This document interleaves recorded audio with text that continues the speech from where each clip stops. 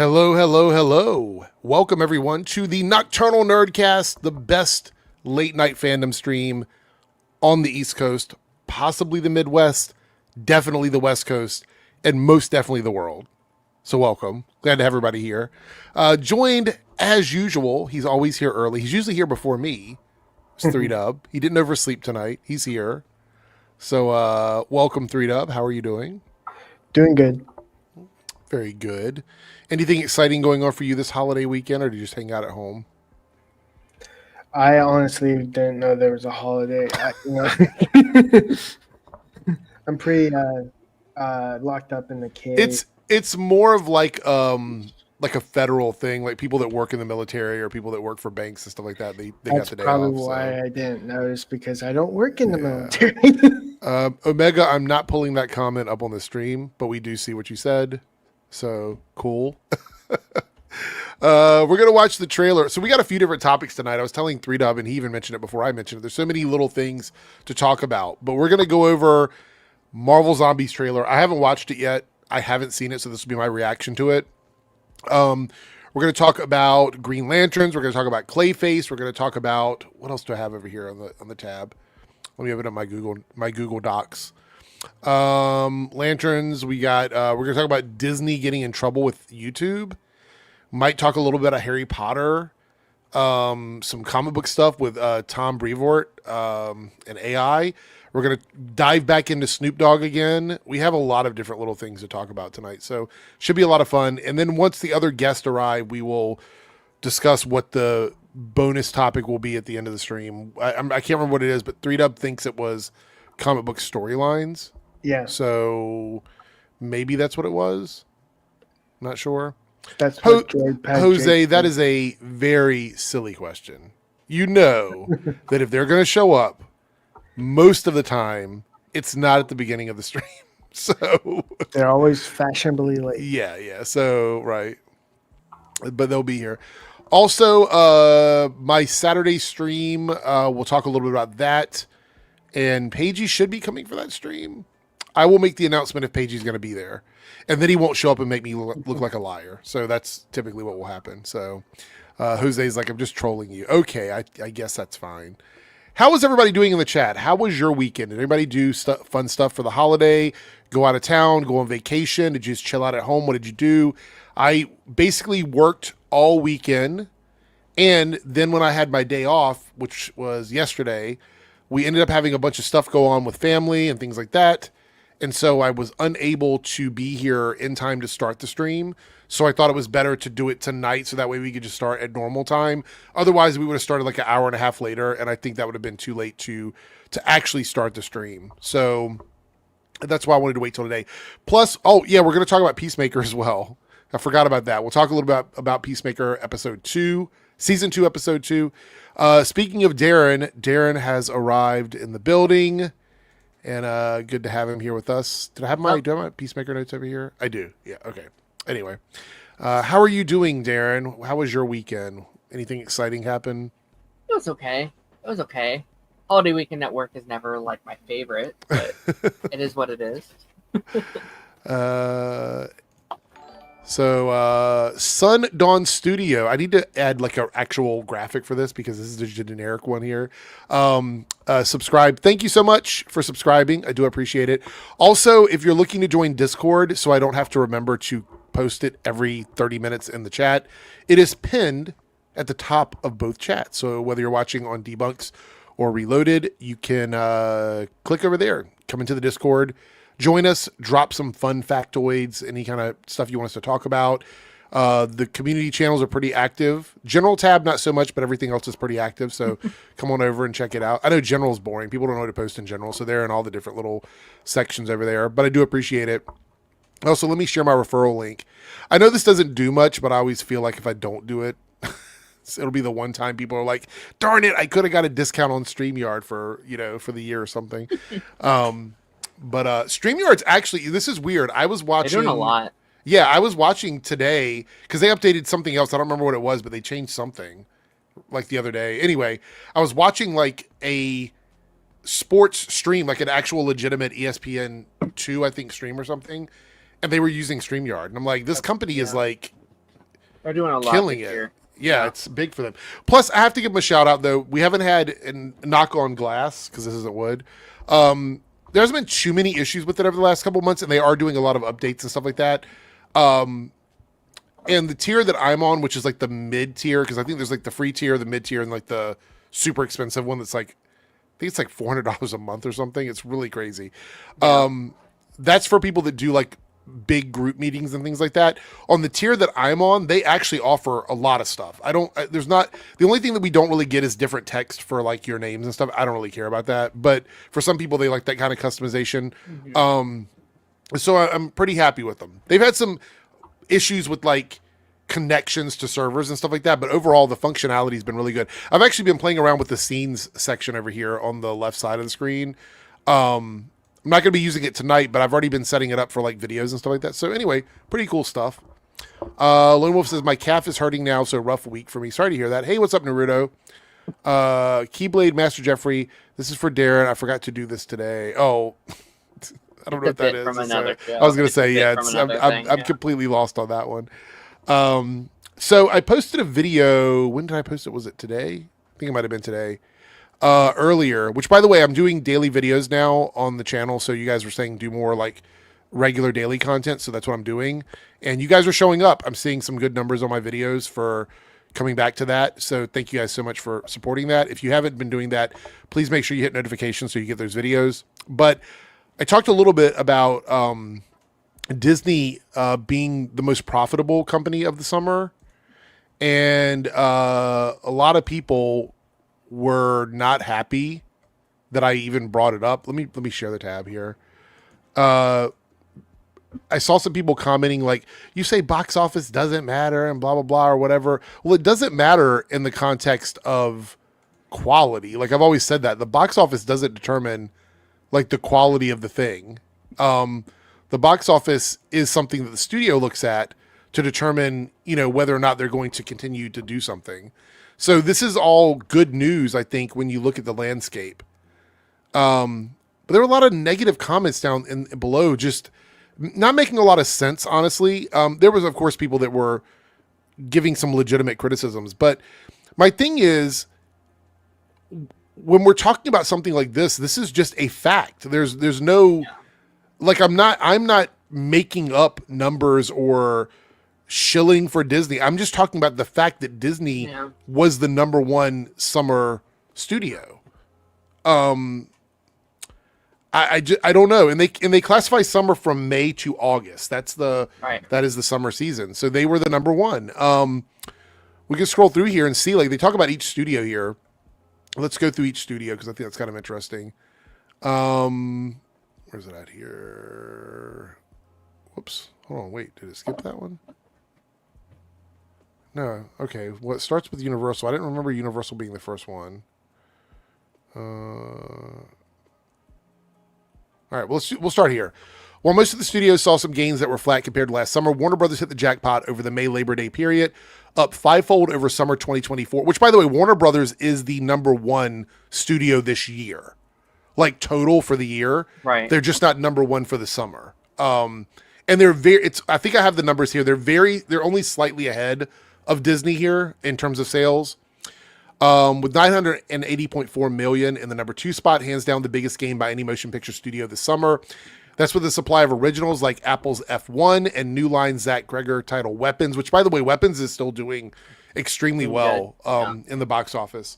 The reboot of DC Studios' Superman, a horror sequel A Generation Was Craving, and Final Destination Bloodlines, the highest grossing title in the franchise, with $301 million worldwide.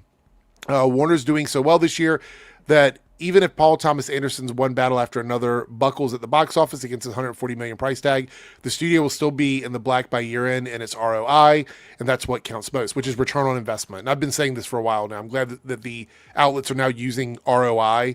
I remember for a while they weren't using this, and this was a really important thing because at the end of the day, it's not about how much they actually make. It's about how much the studio profits from this so they can pay their investors back. Warner's doing so great this year, it could afford to postpone a highly anticipated tentpole Mortal Kombat 2 to next May in the same mid-month slot where it had Bloodlines. That's a good... Let's jump away for a second and talk about this. So Mortal Kombat 2 will now rumble next summer. Warner Brothers and New Line's Mortal Kombat 2 will now fight toward the start of next summer on May 15th, 2026, instead of October 24th this year. So we're not going to read too much. It's not a lot here. Honestly, we just talked about the move, but a lot of people were looking forward to this movie. Yeah. Ronan has arrived. What's up, Ronan? Ooh, nice haircut, buddy. I was going to say, yeah, nice look. We're like Terminator. A lot of people were looking forward to this, and they just shifted. I tried to find out if there was any real reason, because they said they just don't want to compete with other things in the box office, but I don't buy that. There's something else going on, right? Yeah. What are your thoughts on this? Yeah, no, like that statement to me makes zero. Because, like, okay, what's in October this year? You have Tron, which I guess isn't like the most profitable franchise. Like, maybe it's going to do okay, but comparatively to Mortal Kombat's easily the bigger brand. And then what you have Black Phone 2, which is going to do well regardless, but completely different demographic. I think Mortal Kombat would have been leading October and early November. I think it would have done incredible. Maybe not incredible, but I think it would have done. Well, you're not the only person. I've seen other people saying this as well. Other people that do film analysts have said the same thing. They don't understand this move. Right. And, like, you know what? Maybe they're a little scared. I was like, okay, fair enough. Move it to maybe somewhere that's less populated. We're moving it to May. A month. This comes out the week before the first Star Wars movie in 7 years with an adorable little plushy character that they can advertise. What are you doing? Right. That is probably the worst date you could have picked. Pick literally any date this year, and it's probably better than that date. That's so... I don't get it. I don't understand it. I really don't. I wish Jake were here now, because I know he said last stream that this was one of his most anticipated movies this year. And yeah. I wanted to wait a little bit to like have him jump in, but I guess we did Warner Brothers first. But I have a feeling this movie is actually going to be really good. I don't know what it is, but something about me is just telling me this is going to be a good movie. And to be honest, why would you skip a time of year where there's not a lot of competition for this type of film and drop it into summer season next year where there's already a ton of movies coming out? That doesn't make a lot of sense to me.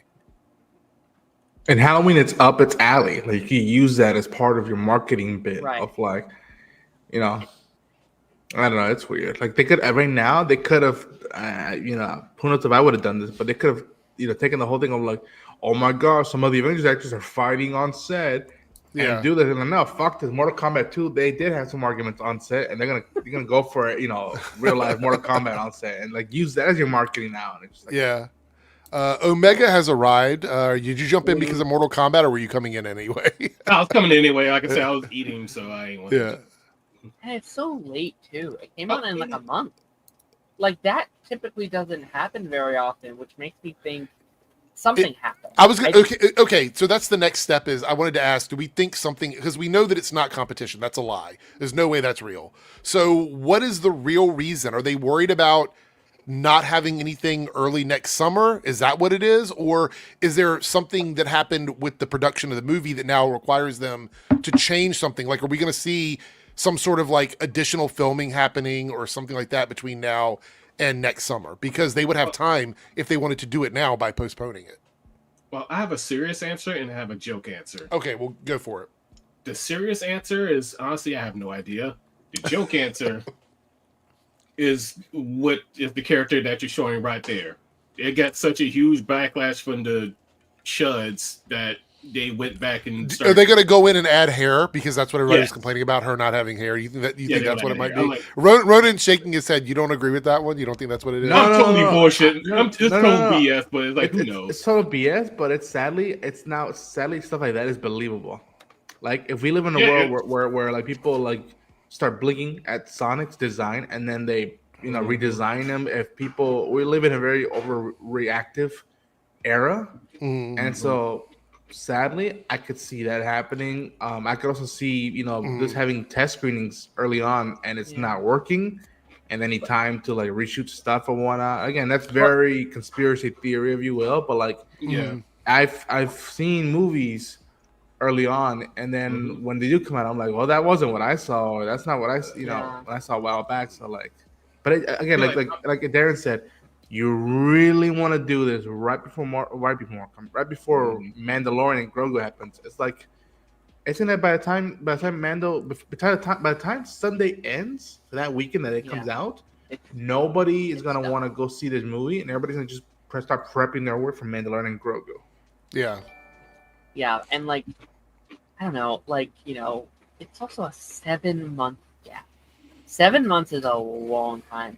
I could even be like, okay, you could film an entirely new movie in 7 months. You could film an entirely new movie in 7 months if you wanted. You could do this as a Valentine's Day thing and be like, oh, for the during the time of with loved ones, don't try to kill each other. Kombat like February, March even, I could be like, okay, fair enough, whatever. Yeah. I remember, I'll never forget when Baby Driver was coming out back in 2015 or 2016, whenever it was. And I remember this was the first time I had seen as a cinephile that a movie the studio was confident on its movie that they had a release date, and then they pushed it upward. Right. So like people liked it. People who've seen it, they're so good. The response to the trailer is so good that they pushed it up. Yeah. And it got raving reviews, and it's one of Edgar Wright's favorite films. I think my favorite film of it. So is this true? They aren't getting a third film? Is that true? There's been no confirmation of any of that. I don't know. Like, maybe it is. I'm not sure. Let's look at some super chats before we move on here. Stagger Forward, the $4.99 super chat. Thank you for contributing. I do appreciate it. By the way, we got goals on both channels. We're doing 10 of any tier on Reloaded and 5 of any tier on Debunks. So thank you guys for your support. I'm sure you heard about the possible casting of Brendan Skillner as Batman. Is it Skellner or Skillner? I don't know. Do you think he could be good for the role? I mean, should I do like my honest hot take, or should I be more like nice about it? Because I don't think he's a bad actor. And the little bits of things I've seen him in, he's fine. But he's generic white guy number 5 to me. Like he doesn't have enough swag to like. I want somebody that's bringing something to the character that makes me go, damn, yeah, that's a playboy. That's somebody who fucks. You know what I mean? Like that's what I'm thinking of when I think of Bruce Wayne. And I don't get that from him because this guy looks too blue collar to me. And there's nothing wrong with that, but that doesn't give me the Bruce Wayne like silver spoon vibe, which is what we're supposed to get from that character. So I've seen the first season in 1923. I need to get to season 2.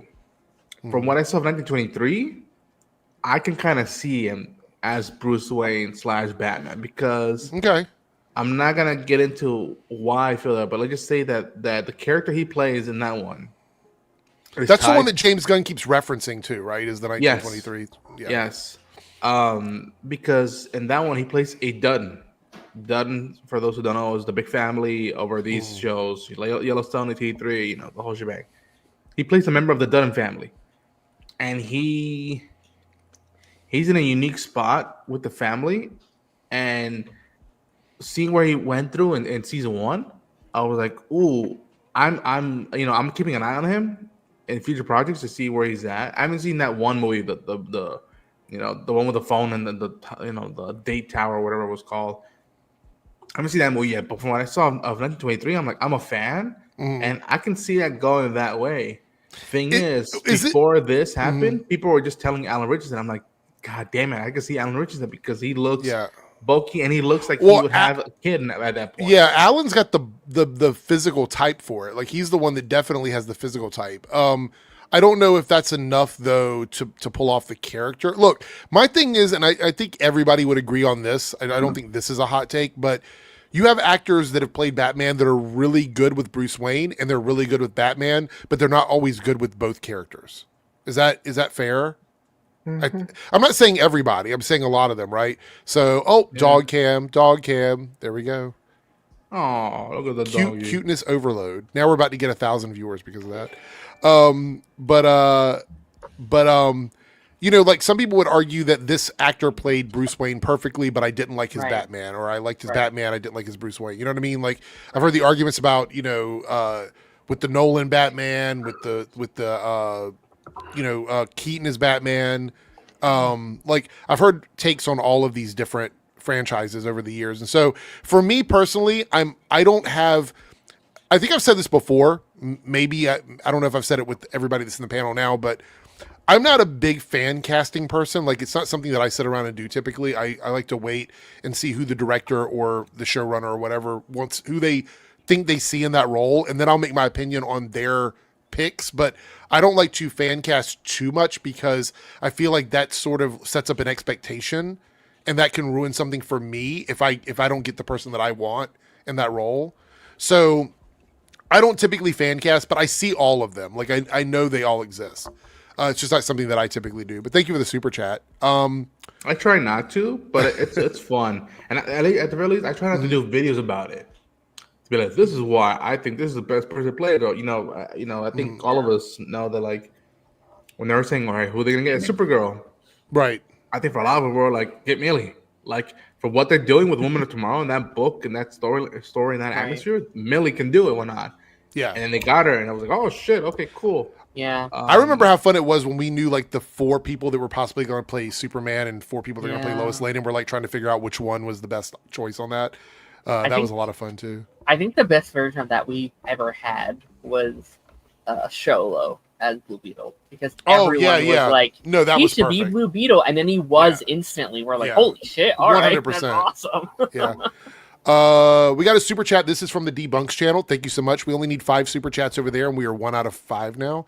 The KO guy here says $5 F&T, which is Friday Night Tights. Most of the people on the panel don't know, so I will deal with this here. The most fragile echo chamber on YouTube. I told Gary, which is Nerdrotic, to stop bringing up 2020, but his fan base crashed out on me. They're addicted to being losers. Let me tell you why a lot of these channels, like the ones that harp on like Brie Larson and all that, why they stick to 2020, because that was when everybody was stuck at home, and that's when everybody started watching their content. And so everybody that was miserable wanted to be miserable together, and so they all did misery kumbaya in little panels with these guys. And so they always reminisce about this. It's like they go around and they do these like circle jerk sessions over like 2020, and it's like Goon City for losers. That's what it is. That's really what the situation is. But thank you for the super chat. I do appreciate it. We have a $5 super chat on Reloaded from Sheldor here with a $5 Canadian super chat. A bit random, but I'm happy with DC making a comeback. Me too. I'm ecstatic about it. I can confidently say I'm excited for the next 10 years of the DCU. Hope Lanterns is good. This is the energy that we've been waiting for with DC that we never had with the, like, there were DCEU films that I was excited for, but as a whole universe, I was not. So, what do you guys think? I'm going to give you guys a chance to talk about the super chat because I feel like this is a good time to like get everybody's take on this. I have to say I feel good about a community that's actually excited about this universe again. Like for me personally, like y'all for me, I've even tried to ask the man directly, James, be like, okay, everyone wants to know about fucking Batman Part 2. I don't care about that. Let Matt Reeves do his thing. Why not? Let's talk about everything else that you haven't talked about yet. I'm like, where's Animal Man? Where's the Question? Where's the JSA? I'm so eager to know, and I feel like more than ever, those characters and those teams I brought up, they have a chance more than ever to be put into live action or animation in a shared universe. Yeah. And, I want to know, is there plans to potentially do TV movies? Is there plans to do scripted podcasts that are canon in this universe? That not everything has to be a movie or a TV show.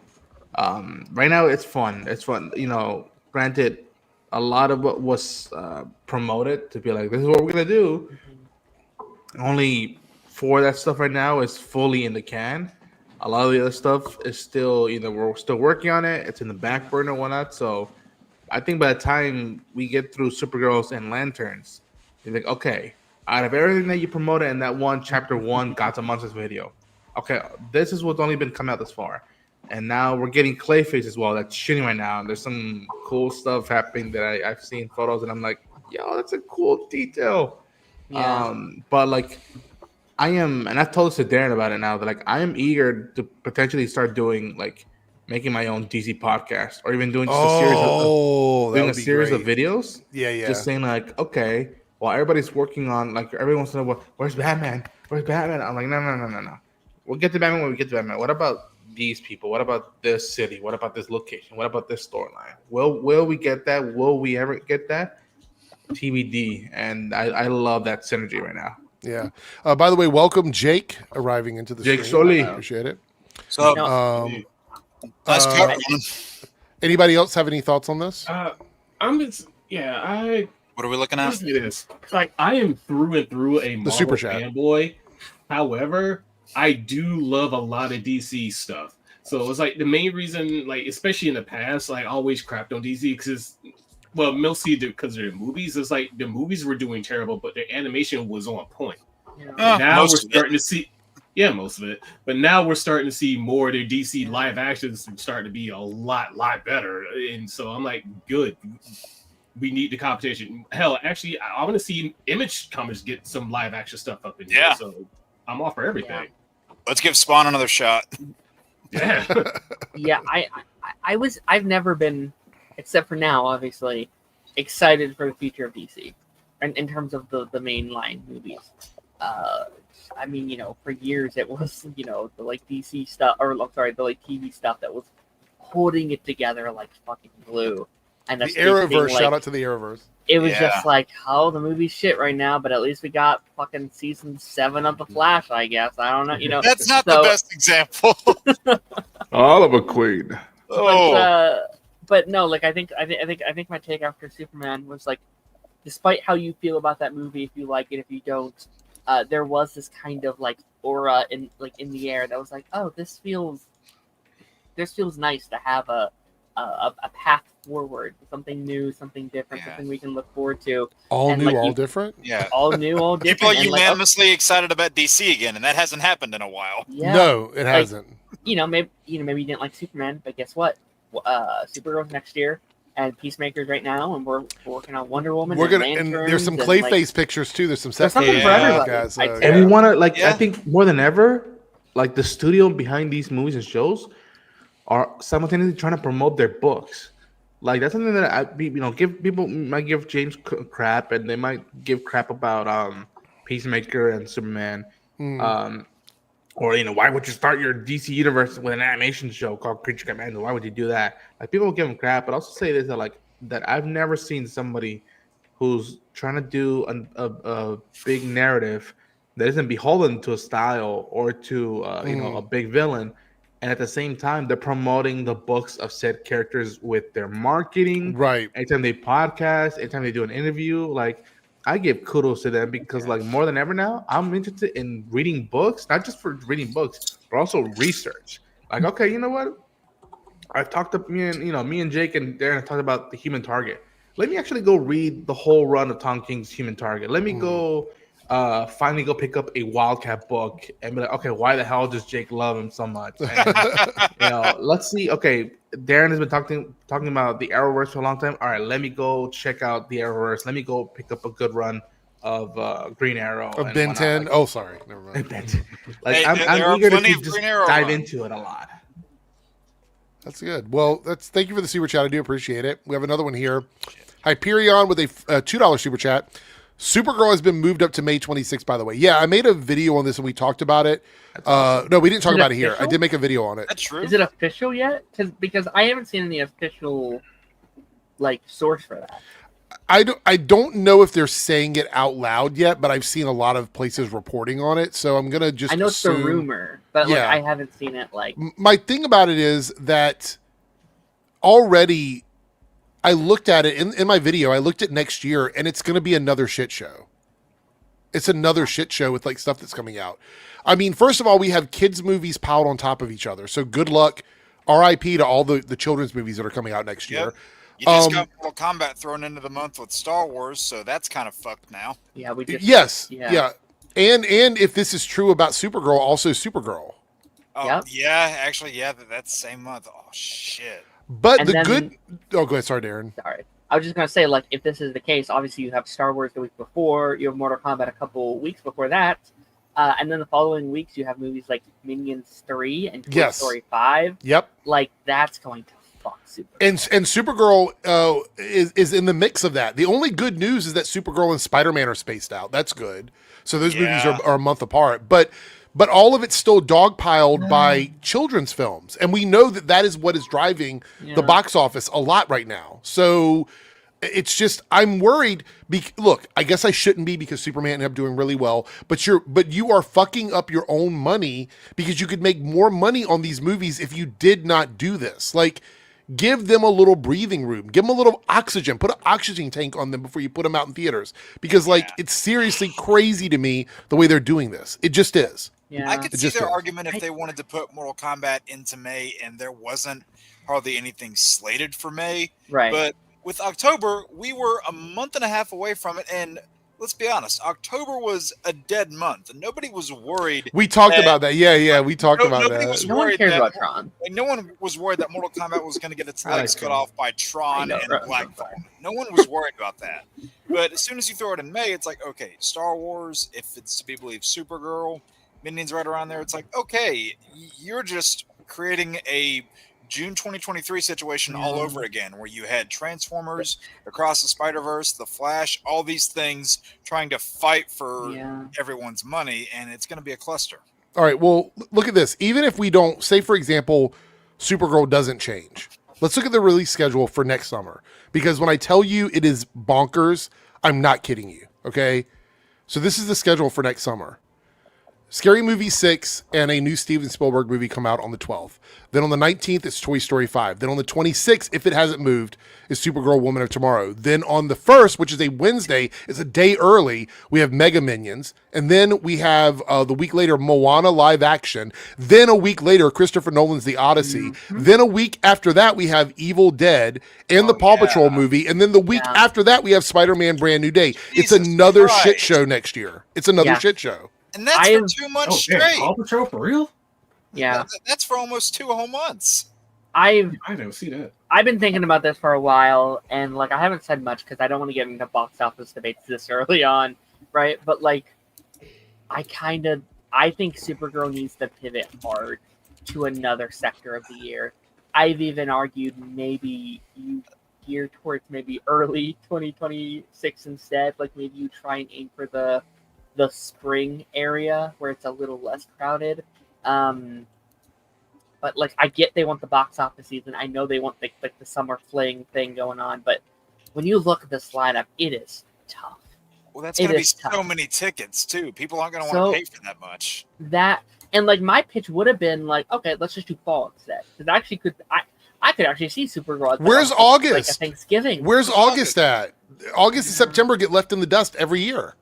Every time. Yeah, but I get that though. That's the it's case back right to school, and it's but you could shift some of the non-kid movies out of the summer season. You could put them into the fall. I can only think that maybe late May or in August would work for Supergirl to get some time, because if it's late May, that gives her 2 weeks before Spielberg's new movie, and give them the time to get as much as you can out. Now with June 26th, that's the whole weekend to herself. But then next week is when you start kicking in Minions and Shiver and Moana, all that stuff. It's just July falls right around then too. So it's are people going to be doubling up on some of these for July 4th, or are they not going to be seeing any? You got to factor. And then if it moves to May, we have to deal with Mandalorian and Grogu and what did you say? Mortal Kombat. Yeah. Mortal Kombat now, which that's having to fight Mando and Grogu now because and possibly Supergirl. Here's why it's so crowded.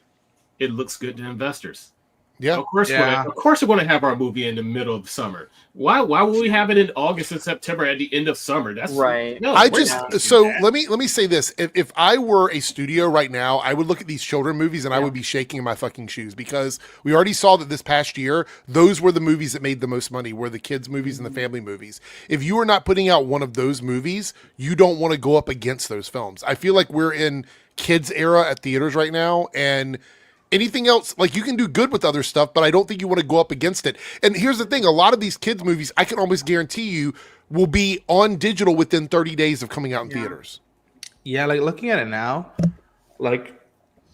I think right now as it is, I think that's the best case scenario for Supergirl, because I don't want her near the Odyssey or a Brand New Day, because now it's gonna be another cluster. That's Tom Holland versus Tom Holland right there. That's and so again, I wouldn't even want her to be either before or right after Mando, because if word of mouth is good for Mandalorian and Grogu, forget about it. And Supergirl is up against a Star Wars movie in theaters for the first time in like 5 years. Right. More than that, it's going to be 7 years. Yeah. And it's back in May, where it was usually Star Wars is like month to like May the Force Star be Wars with you. Day, Yeah. and when the movies would come out.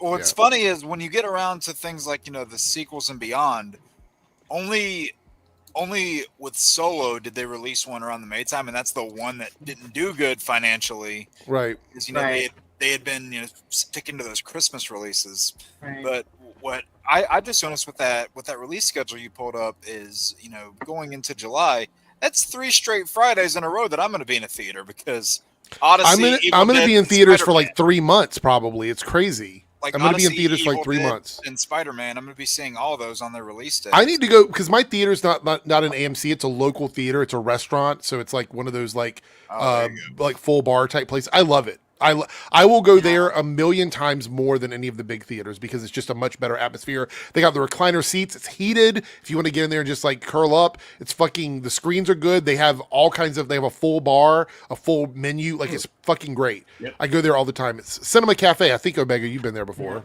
Probably. Yeah, I've been there. Yeah. Great stuff. Anyway, I will go there. When I've been through that area, why do I feel like I've heard of that? Well, there's like 5 or 6 locations. Yeah, they're really good. So yeah. Really the quickly, one over here is Eric. we have some of the Cine Bistro, which it's not the same, completely different companies, but that it's very similar to like how he has like full bar, full menu, and all that. Before you move on from the Supergirl thing, could you share my screen? Yeah, sure. Thing. I think this might be the best time for Supergirl. I think March might be their best fighting chance at the moment. Like March is not insane. You have Hoppers coming out, getting a month. You have Project Hail Mary, but there's not a lot of huge, big fighters. And I know they want that summer blockbuster, but let it come out maybe March 10th or something. It has most of the month without any huge movies, and then you have a couple of weeks in April as well. And then get it on VOD for summer. Get it in VOD for summer. I forgot in April they're doing another Mario movie. Mario, that would make it slow down, but like you would still have at least a whole month where it's basically the biggest movie in theaters at the time. Yeah, as long as it doesn't mess with the VFX artists, because that's my only worry about pushing that too. If it's done, you don't want them to be stretched thin and rush out something before it's ready, because we've seen what happens when they do that. I'm going to put a pin on that because I do have a comment about that when we get to the Clayface stuff, but remind me, Supergirl, when we get there. So we have a super chat here from Sheldor, $5 super chat from Canada. I was going to say Canada because someone said that earlier and I was like, no, it's Canada. Do you think that Mando and Grogu will be completely standalone or have some references to the show, like mention how Grogu trained with Luke? So I could be wrong here, but I'm going to go out on a limb here and say that I think they should leave the references as thinly connected as possible to the TV show. And if there are references that are important to the story, then it needs to be explained in the movie and not left to circumstances or understanding the show. I'm all for, look, this is a good test for me. And I think for the audience, if they are able to take these TV characters and put them in a movie that makes sense by itself in its own little adventure that doesn't require a connection to the shows, then congratulations, you have cracked the code, and that's what you need to do moving forward with any of these shows, whether it be Marvel or Star Wars or whatever, DC. That means that people will see it as long as they don't feel like they have to watch all of the seasons of the show to understand the characters. And I think that would be a really important thing. What do you guys think about this? I honestly think they should do what Rebels did, where they have like little loose things that they address as part of the canon, things that happen across the lore, but you don't need to watch all those other things to understand it. Same with Ahsoka. Yeah, like those who have seen those things, they'll understand it, but the ones who haven't won't be lost. Yeah. It'll just be part of the lore.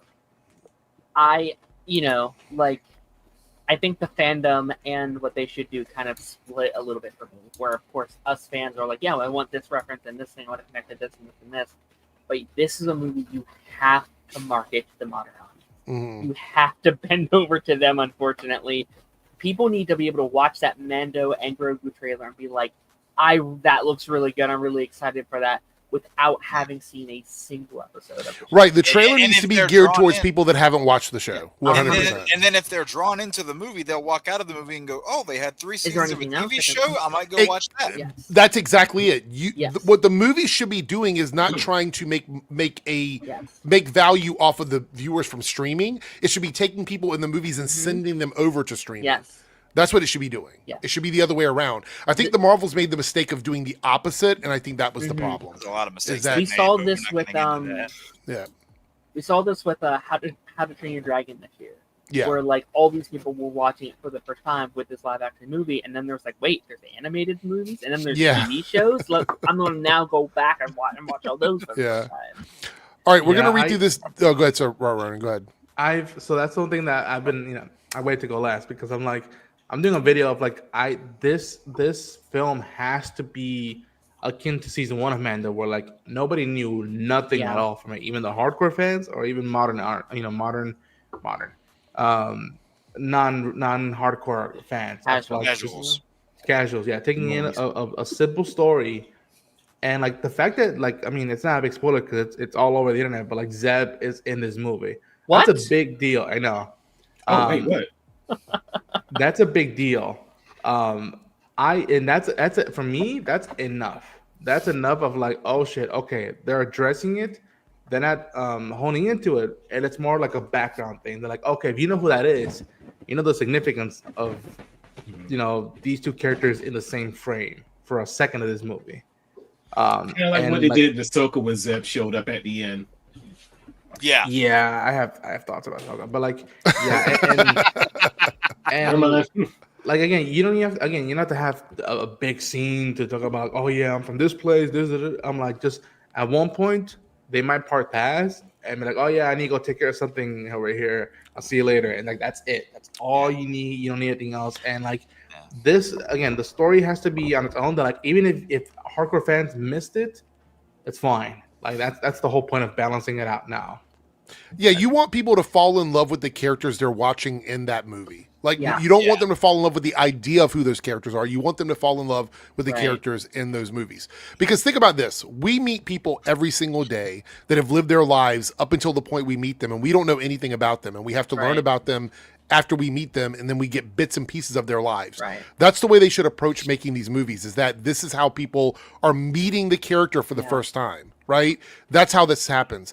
You don't want a lot of information left out there that you're just supposed to know. Like if there's a story that you want to tell for Mando and Grogu, right, that you could tell in the show, tell it in the show. Don't make it in the movie. Make the movie a story that is just applicable to the movie that they're making. And once you do that, again, that's cracking the code, and I feel like that's a good way for them to go. So yeah, I think we saw that with Karate Kid Legends last year. Where, like there's a little scene at the very end that was like, okay, this is for the Cobra Kai fans, but everything else was for the hardcore casual fans. No one had to know anything going into it, really. So what we're going to do is we're going to finish this little segment here about Disney, and then we're going to move over to the MCU or the Marvel Zombies trailer that I haven't seen yet. So we're going to watch that. I don't know if everybody else has seen it yet, but I've not seen it, so it's going to be an actual reaction for me. So this is Disney, because we're talking about the summer. This past summer was a battle between Warner Brothers and Disney came out on top over the summer.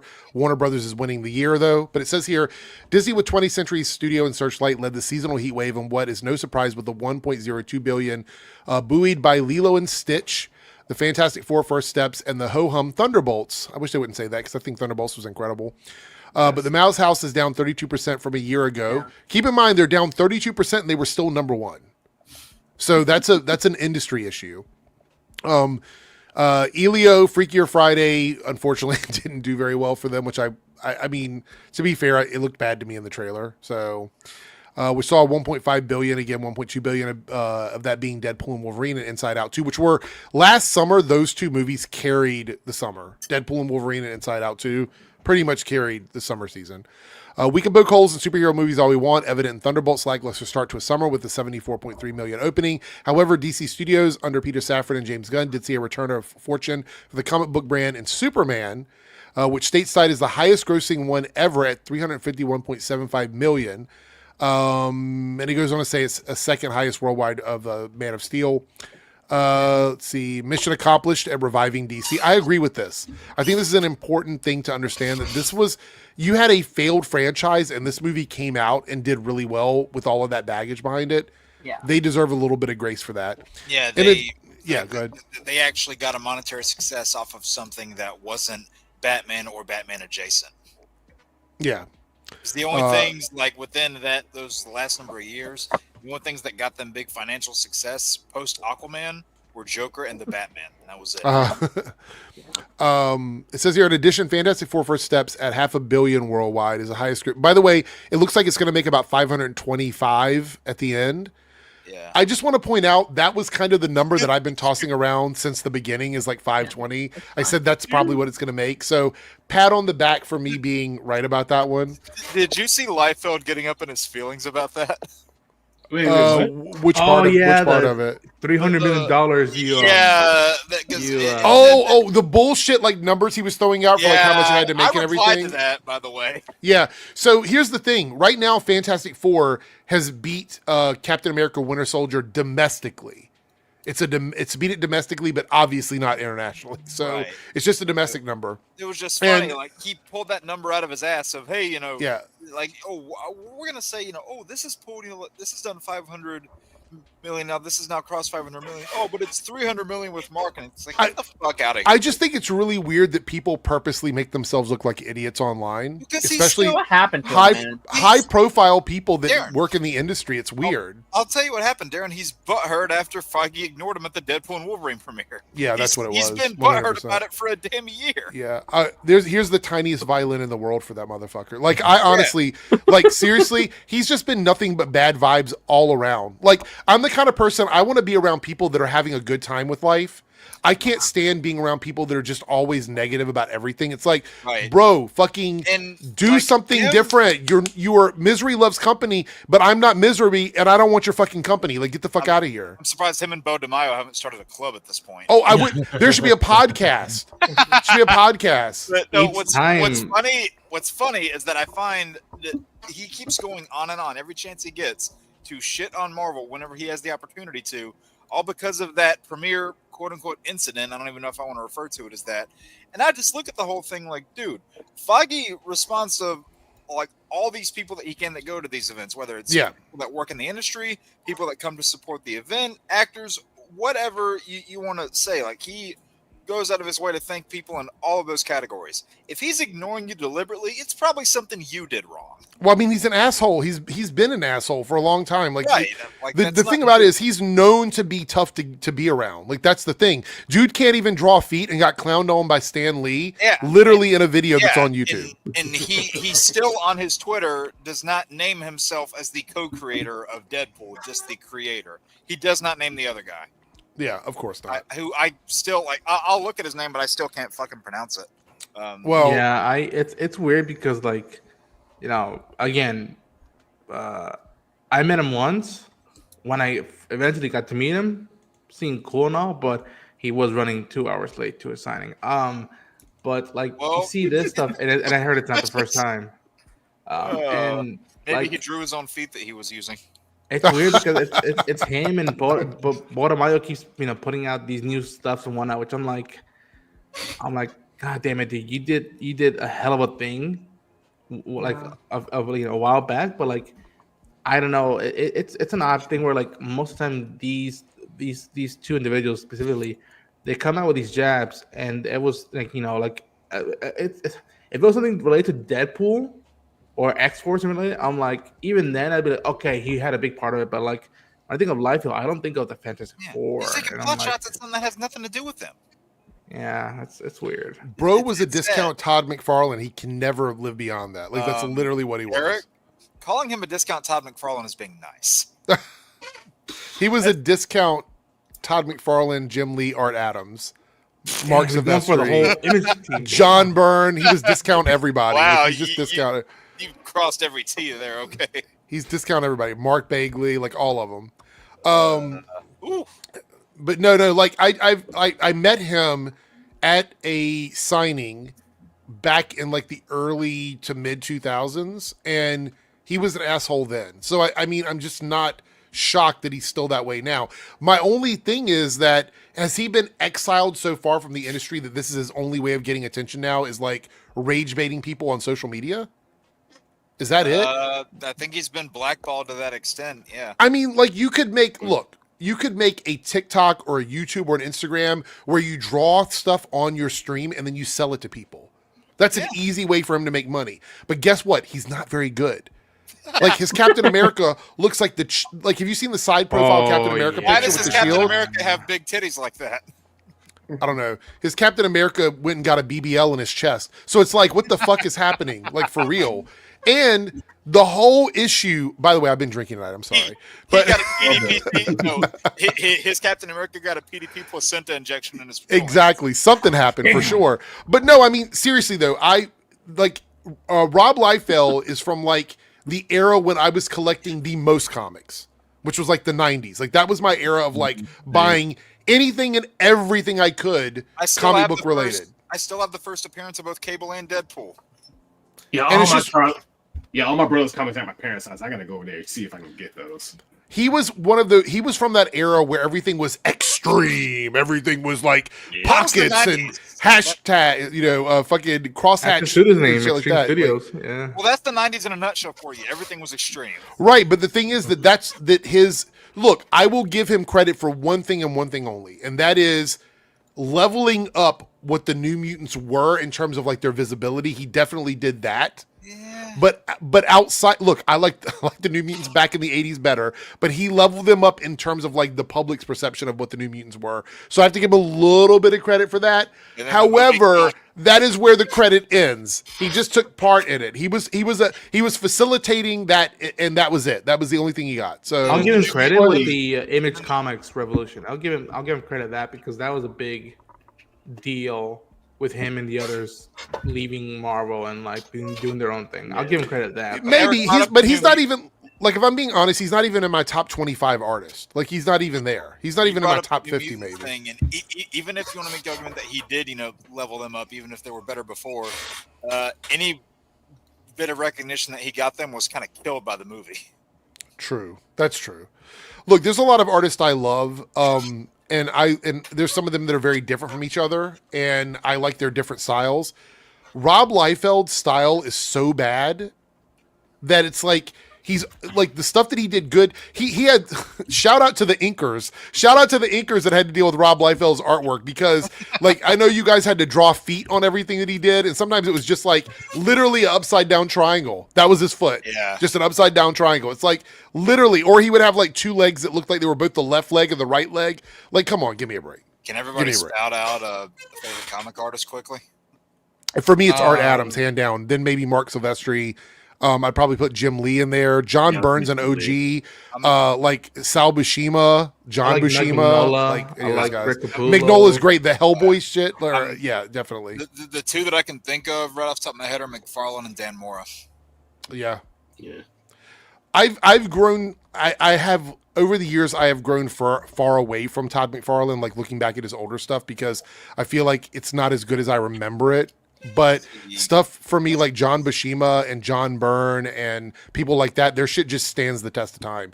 Zoe Thorogood right now. Yeah, George Perez. There are certain people that there are certain people that I like overall as artists, and then certain artists that I like their specific depictions of characters. That's the thing. It's like that's their one trick pony sometimes. Yeah, there's some people that do good at certain characters, but then you give them something like Batman and it looks awful. They're like, they can't draw Batman style. I love his style. It's so simple, but it's so good. There's another guy who has a similar art style to Bruce Timm. I cannot for the life of me remember who the hell it is. I follow him on Instagram. I know who you're talking about. Yeah.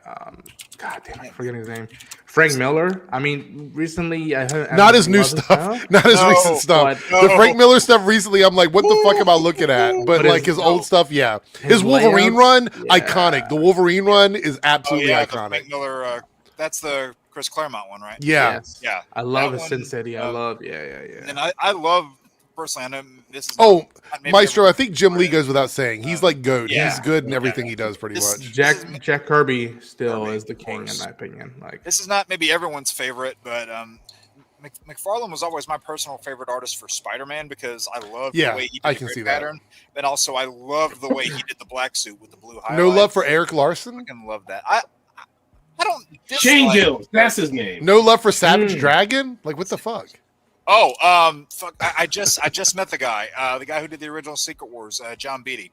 Got to give him his shout out. There's a lot of great. See, what I'm saying is we're naming like already named like 25 people, and none of them are Rob Liefeld. And So there's Aaron still, Presti right now, and even I then, like there his would stuff. probably still be like 25 more. I got a confession to make. I'm just kind of have like a little refresher on like, okay, what did Liefeld draw anyway? Because it's been so long. Yeah, I actually like some of this stuff. Well, no. Very He 90s. has got, yes, he has some stuff that I think is really good, but he's inconsistent. Inconsistent. tells me Yeah, that and then he's you see not- the Captain America here with his Right. chest out there. when you here, draw it's like, when you okay, draw yes. people that look like inflated balloons, like I just can't. I can't with that. There's actually an article I looked at it years ago, where it's like the worst stuff that Rob Liefeld ever did, and it's awful. Go through that. Just look it up online. Like 50 worst pictures Rob Liefeld's ever done. It's bad. Marcos really Martin, I love. his Ooh, art. yes, that's a good one. Yeah, That's a good one. Man, Liefeld really wanted to put the fun bags on Captain America. Cynthia Von Bueller is someone who's been doing her own like stuff, and I love that she both writes and draws her books when I'm like, I love it. Yeah. There's a lot of good new modern stuff out there that like different. I love some that feels very manga anime inspired. Yeah. Well, Art Adams takes a lot of his inspiration from that anime manga. Patrick Gleason's another vibe, one. So, Art Adams did a lot of cover work. David and Lopez didn't right do now, a lot of he's doing interiors. His interiors were great though. He did a lot of X-Men annual interiors, and I've always loved his style because it does come across a little chibi inspired, but then it was more like more 2D, like comic book, but like with that chibi anime manga type feel to it. Amanda just another Connor, one. I really like Amanda Connor's art. I just said another one is Patrick Gleason, the guy who did he did a lot of the Rebirth stuff. Like I know he did Superman Rebirth, did like a lot of the Batman and Robin books from like mid 2010s. I like his art personally. I know a lot of people don't talk about it as much. So let's move on though, because we're getting lost here a little bit. So what I want to talk about now is Marvel Zombies. Let's go over some of the information before we watch the trailer. So this comes out on the 24th of September, all 4 episodes at once, which is weird. Also, September 24th is moved up. I believe it was supposed to originally come out in October, if I remember correctly, and now it's moved up to September. More apropos for October, but that's just Yeah. Yeah, it would have made more sense for October, but Yeah. Expands on What If Zombies episode. It's going to be part of Phase 6, Marvel Studios animation project with a TVMA Rainey, which I believe is the first TVMA Marvel cartoon. Is that right? Okay. Animated it is, yeah. Yeah. cartoon. Yeah, Animated Daredevil last year. So Yeah. that was- Post-apocalyptic zombie virus, heroes versus infected, horror, action, and dark comedy. We got Scarlet Witch. Some of the heroes are Scarlet Witch, Captain Marvel, Hawkeye. Survivors are Kate Bishop, Shang-Chi, Kamala Khan, Yelena Belova, and Red Guardian. All these names I've been Harris? drinking too much. I can't say them. I Ms. thought you were Marvel, thought you were Ms. about to say Marvel, Black But Widow, and Kamala Red Harris, Guardian. like, wait a minute, no, that I was was about to say that. And then we have Blade appearing. It's based on Mahershala Ali's likeness, but it's voiced by Todd Williams, which we found out a couple What? weeks ago. Oh yeah. Yeah. We got Olsen, Rudd, Pugh, Liu. I'm not saying their first names because I'm not doing this again. Vellani, Harper, Steinfeld, Thomas, Russell, Park, Thorne, and Williams are all going to be reprising their characters in voice cast. This is based on Robert Kirkman's Marvel Zombies from 2005, where zombies retain intelligence, powers, and they are dangerous. Let's see here. I think that's I know everything I have Ronan on my likes notes this now here. because they said his favorite guy. I'm kidding. Oh. Anyway, all right, so let's watch this trailer. And again, I haven't seen this yet. Some people were saying I might get a copyright claim because of the music. If that's the case, I do apologize. We will watch it. You'll still get our commentary, but you might not see the trailer. I already have a feeling what song they might choose for this trailer. Mine was fine, so you're. I was gonna say Disney's typically fine with Yeah, this. all right, let's see. Oh, hold on for a second. It's Oh, playing through my actual speakers. Hold on. Let me move this. I'm about to get the screeching violins here. Whoops. All right, there we go. Let me restart it.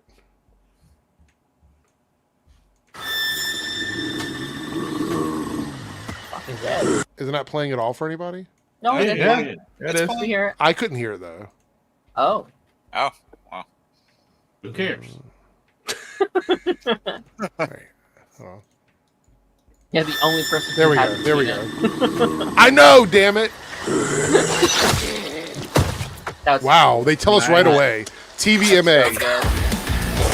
Where's all the people screaming about Peacemaker being too mature now? Like, this is literally the same thing here. We're about to get the zombie orgy.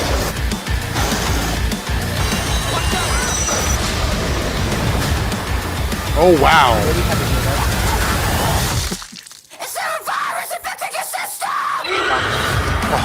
Holy shit. All the Avengers are dead. And they're coming for us. All right, we got a world to save.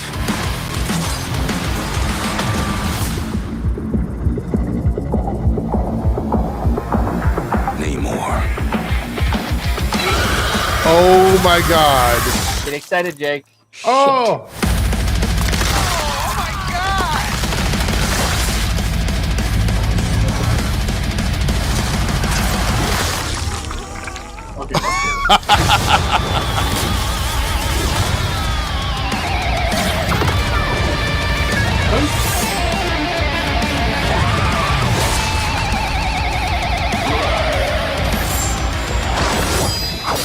Oh!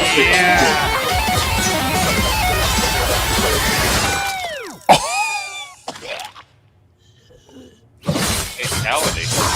Oh! That's how you do that then. Look at Miss Marvel just being like, "Oh, this is awesome." Oh, That's a fucking fatality if I've ever seen my one. I know, right? God. Was that a fucking baby metal song? And they can't make a blade script when all you have to do is this. Oh, I'm surprised they didn't start using the zombies song. Oh, the Cranberries song? Zombie, zombie. I'm like, all Oh, right. they could have used the Bad Wolves cover of it too. No, I Yeah. wouldn't be surprised if Blade was in like, wait, now Mortal Kombat they mostly do with DC stuff. Never mind. Yeah. I'm too excited. Hey, that would fit though. Yeah, it would definitely fit. They almost had him in a Marvel Capcom game, but he got scrapped. Yeah. Sad day. I am Maybe he'd be in Token. fucking speechless about it. Like, that looked so good to me. Yeah. Yeah, and I'll say, even though they used the What If animation, which I'm typically not a fan of, It looks better. Yeah. that looks pretty good. Mm-hmm. Like I generally, Ronan and Darren know this. I've been pretty critical against the What I'm If. not a big I fan do. of the What If animation either, but I feel like we've taken a break from it, and going back to it is okay, I think, at this point. They probably actually gave them they probably actually gave them time and a budget to actually do it. Yeah, because even then, there were points, like watching during Eyes of Wakanda, where I'm like, okay, some of this looks a little blocky, but it still looked pretty good for the most part. And this looks like a step up from that. I am first of all, I have to give them a shout out for doing TVMA for a zombie thing. Like, that's the right choice. I think it's totally the right choice. This is going to be even more gruesome than what we got in the What If episode, which I think was already kind of pushing it. This is going to be even more than that. It's 4 episodes. Do we know what the runtime is on each episode? Is it like a half an hour, 45 minutes? I Do we assume know? 20 minutes, like Eyes of I Wakanda. imagine So essentially a 2-hour movie, right? Yeah. Yeah, I think it's going to be Eyes of Wakanda all over again. But then I would just say make a movie. Like, that was kind of my pitch with Eyes of Wakanda, where that could have been a movie. Like, they could have just made Yeah. that a movie.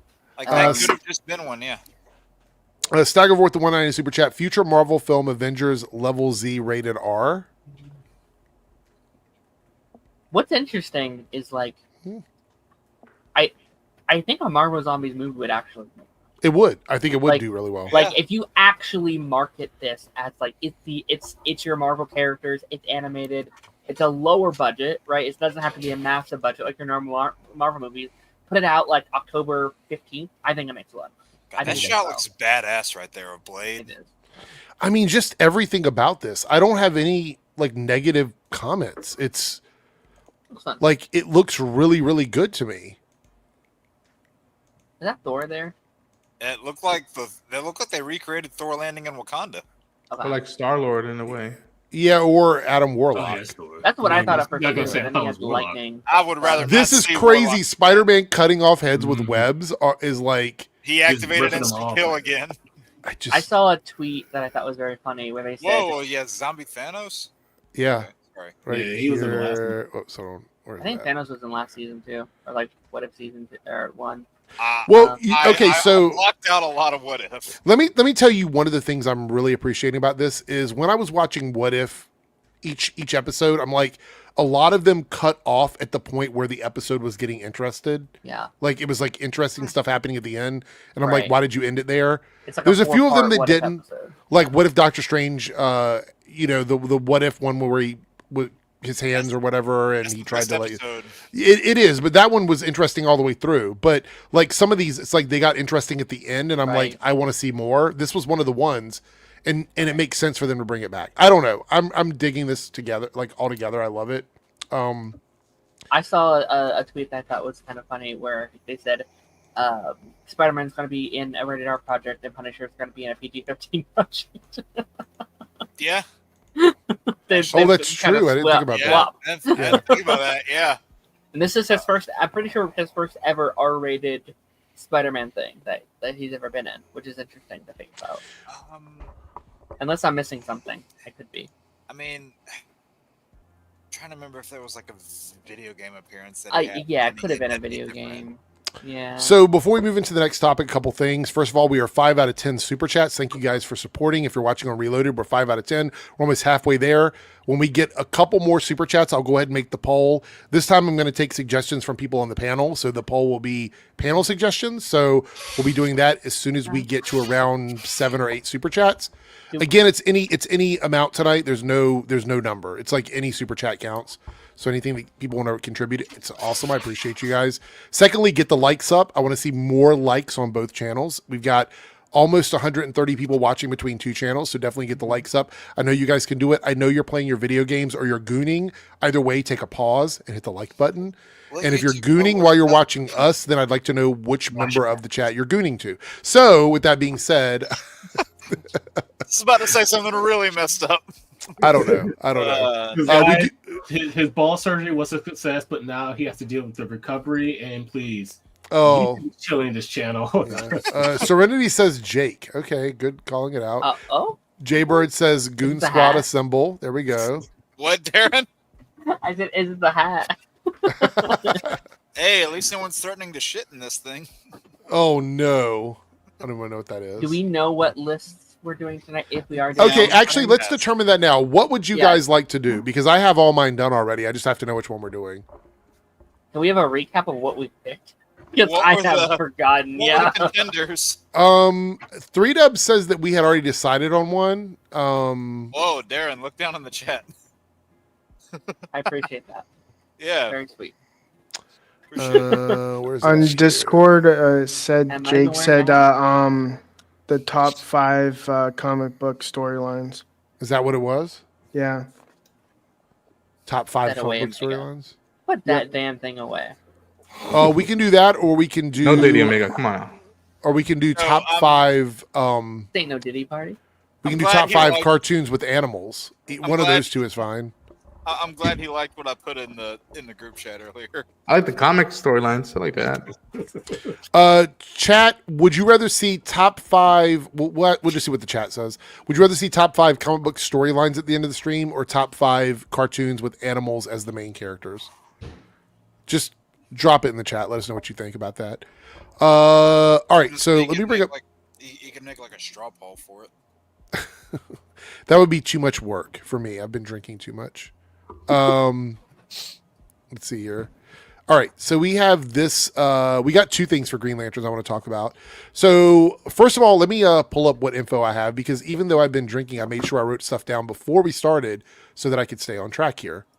All right, so the release window right now is there's no firm date, but people expect early 2026, Q1, because filming wrapped July of 2025.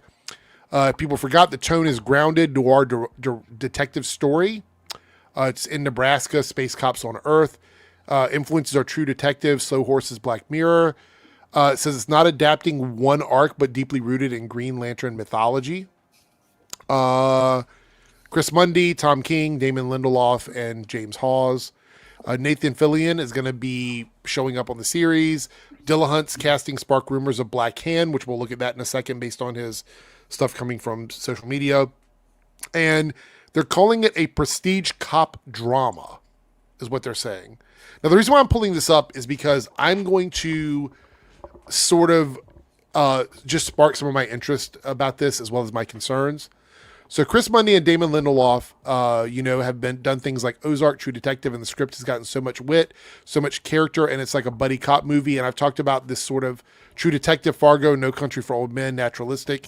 It's a buddy cop movie where somebody flies and somebody flies. I hate to do this because I don't want to be that person, but even though we've seen some stuff behind the scenes, I'm definitely still feeling very nervous about this. We have some pictures we're going to look at in a second that make me feel a little nervous about it. I love all of these shows. I think all of these are great influences, but where is the reference to the comic book stuff? No one is mentioning like a storyline or a character or anything that's making me feel confident that we're looking into the comics for something. Maybe they don't want to give too much in the fear that it might give something away. I don't know. But Green Lanterns is not like the most popular like pop culture like storylines or anything. Like the average person isn't going to know these things. You know what I mean? No, they won't. Let me tell you though, like what made me a little bit nervous, and we can continue the conversation. But I want to show this here. So we got some photos here. And I want to point this out. They're zoomed in. This is the photo we got, but we zoomed in. This looks like John Diggle shit. Like the jacket and stuff. It's just giving John Diggle CW vibes. And look, I love CW, but I don't want to see this. I want to see costumes. I want to see suits. If this is his suit, this green jacket, I'm going to be so fucking like disappointed. Thought we were done with Smallville jackets. Unless they're willing to hold the suits until a moment in the show, fine. I have I'm not worried yet. I trust the team behind it. I trust the two guys who are playing the characters. It's again, what I appreciate that they set the not the tone, but like, listen, it's not gonna be a big space adventure. We're not there yet. Yeah. And like, as long as they can use their rings, do some constructs, and if it's something that is gonna be pivotal to the big storyline of chapter 1, I'll go with you. Yeah, because they're talking about the whole gods and monsters type thing as the whole pretext for chapter 1, and I feel like this, you're gonna encounter a bit of both.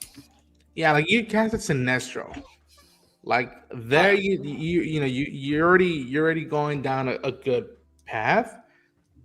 It's just that, is it going to look good? Are we going to believe there's people? Yeah. And will it be something that intrigues us? And again, will it be what you say, where it won't feel like the previous stuff? If it doesn't feel fully like Commandos or Superman or Peacemaker or Supergirl, then that's the compliment. That's something that, like, you didn't lie about that. You said that each thing was going to be its own style vibe, and it's going to be based on whoever's running and writing set show or movie, which is what the comics are at the end of the day. Like when you get to the comics and all these characters, like you have a different set of tone and vibe for people, like Batman, who works differently than a character like Superman, who works different than the Green Lanterns, Task Force X, the Flash family, Wonder Woman, so on.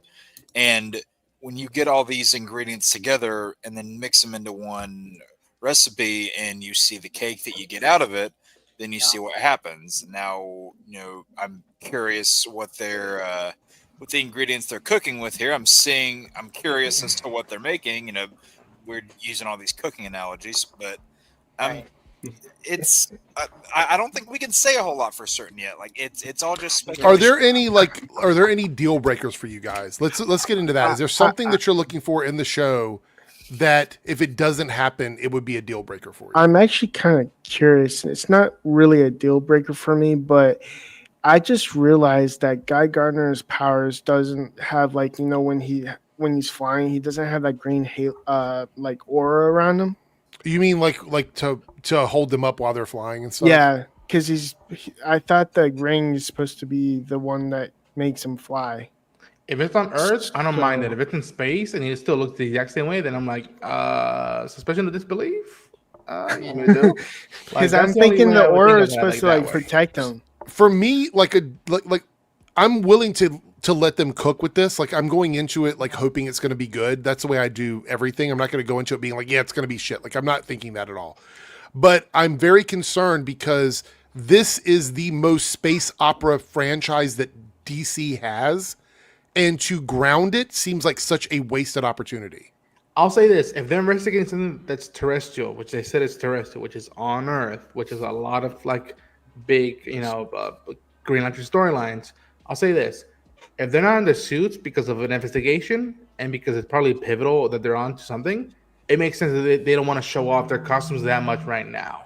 Like Guy Gardner's gonna wear his suit and he's gonna be loud as hell, and that makes right. sense, I think. Yeah, I also think like you have to remember this is also an origin story for John Stewart, right? He very well may not be Green Lantern at the start of the show, and it's a story about him accepting that. Him becoming that. Right. Yeah. So like, I could see a world where John Stewart isn't suited for most of the season, but Hal Jordan is. Like he's the one that's in the suit, or he's doing whatever. Yeah. Kind of like Sam in Falcon and the Winter Soldier, where that show builds up to him being Captain America. I would go out on a limb and say that Hal Jordan is about to retire as Green Lantern. Well, yeah, I mean, considering you have 60-year-old Cal Chandler playing him, I wouldn't be shocked if that's where they're going.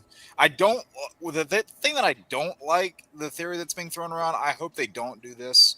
The whole making almost said Cal Chandler, making Hal Jordan Parallax. I hope they don't do that. Not yet.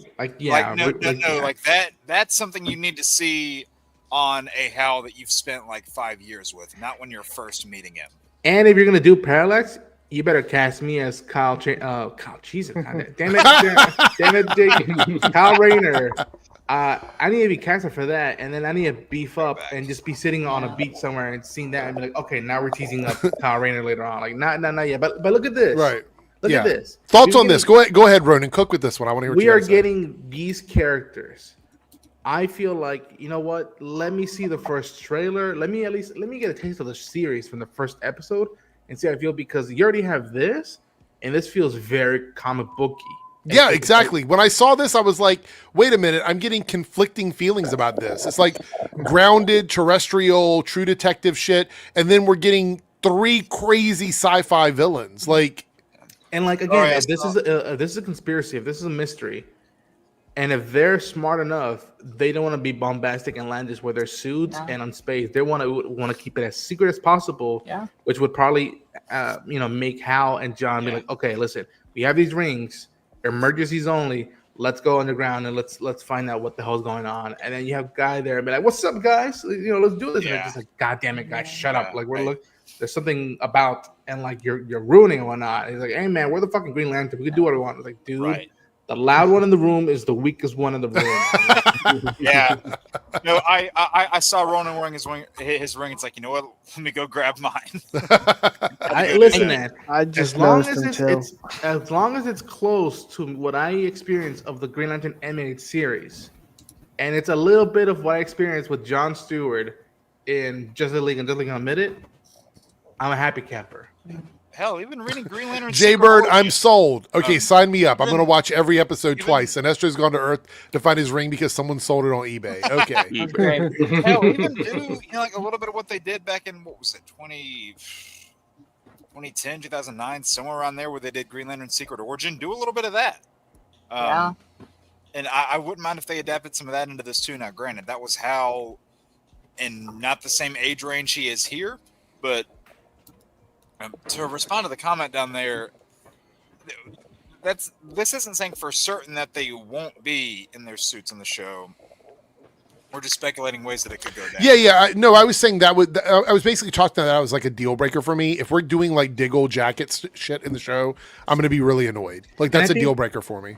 I think James, him being a DC fan, he knows that like, okay, the Arrowverse did the jackets, suits. Smallville did it. Like that's all Smallville did pretty much. It's like we're at DC Studios. I don't think we're breaking the bank or we're on a tight budget if we don't. Right, they're not. And again, even if initially they're not in the suits, for damn sure they're like, okay, listen, right now you're not gonna be much in the suits, but eventually They're gonna get. We need you to be in a suit, so let's see how you look in the suit beforehand. It's like they're not limited to a budget. They don't have restrictions on what characters they can use. They have everything at their disposal. Right. People who are going to be watching this show who are not Lancer fans, they're going to be like, you know, when the moment when either Hal or John light up the ring and they have the suits on, they're be like, oh, okay, and also be like, let's go. Yeah, when we hear that, there's going to be a moment where, like, I know, like me, Ronan, everybody else who's a Green Lantern fan, as soon as we hear the words "in brightest day," we're all going to be geeking out. Yeah. We're like, it's happening. Yep, they're doing the thing. Yeah. There's like two shows I'd like. No, it's fine. There's two shows I kind of want to bring in as like comparison. I think one is like Daredevil. I think that's a good one where it's like, okay, he has to earn his suit. And I'm not saying Green Lantern doesn't have to earn his suit, but they purposely left him out of that suit for a narrative reason. And if he's wearing more of a suit jacket for most of the season, there's a reason for it. And it's not just, oh, we couldn't afford it or we didn't have money. It's like, no, there's a reason why they're doing that. So I'm willing to give them the benefit of the doubt we ever see the show. Well, have we ever seen them? Because like, we have that set photo where it's just them, you know, walking on the road. Yeah, we haven't seen these. And John has his ring. Does Hal have his? We couldn't tell because his hand is turned in a weird way. And the first still that we have him on, like Hal is wearing his ring. Hal is? Okay. So the thing that makes me wonder that then, have we ever seen any bit of context where they're wearing the ring, but the suit isn't on them? Because I don't recall if we've seen that. Diggle. Well, he didn't wear it, Darren. He didn't wear it, Darren. That doesn't count. Okay. And then just very green glowed up on his face, and it was ... Right? Am I right or am I wrong? Well, you would have been right had they stopped it there. Okay, because all I know is that the OG Flash in the 90s at one point says, "Hey, John, you're not wearing your ring," and I just like, wait, what? Nope. Yeah. He takes it on, he puts it off again. He takes it on, he puts it on. Like it's a thing. Everybody was going nuts over that, yours included, because I was like, "Oh shit!" And throws it away. It was like, "Oh shit, my childhood Flash," and it's like, "Wait, he fucking said what?" Yeah. There was so much dopamine in that moment, man. Dude. Anyway, and then. Go ahead, Jake. Sorry, no good. That's fine. Like, I also kind of want to throw in like Superman and Lois just a little bit when bring up. Oh, it's a grounded show. It's a grounded show. It's like, I also consider Superman and Lois to be a bit of a grounded show, and they did characters like because they dealt with realistic stuff. Bizarro and Doomsday. Like, I think you can have these comic elements within a grounded show. Yeah, I mean, season 3. Like the whole heart of season 3 was a very realistic thing that people deal with in the real world. And you had, you know, like one of your big bads of that season was a meta who was dealing with that exact same thing. Yeah. And people, this pisses me off. And I think me and Ronan and Darren and some others, we even did a whole discussion about this where people misuse the term grounded so much. Yeah, we talked about it a little bit on here too. Yeah. That really pisses me off. It's like that just because you see the term grounded, that doesn't mean that it can't have fantastical elements. It means that there are elements in that story that you can relate to that are grounded in reality that can happen in your everyday life. That doesn't mean that there's not a little bit of fantastical candy coating there. Case in point, Superman and Lois. I won't spoil this for Ronan because he hasn't seen it. But like I just brought up with that third season, there's a very real thing at the heart of that third season, but it has a bunch of people with superpowers and, you know, creating monsters and, you know, having that thing at the heart of the season be something that is killing your villain. All of that is there. And, you know, when you look at all these other shows too, like season 1 of The Flash, even like stuff in Black Lightning, they deal with a lot of very real things while having all that superficial candy coating there. And you being able to relate to that stuff as a viewer is what makes that stuff grounded. You don't have to suspend your disbelief 24/7. That's what makes it relatable. I will say, like, grounded is the thing that makes me not want to watch it.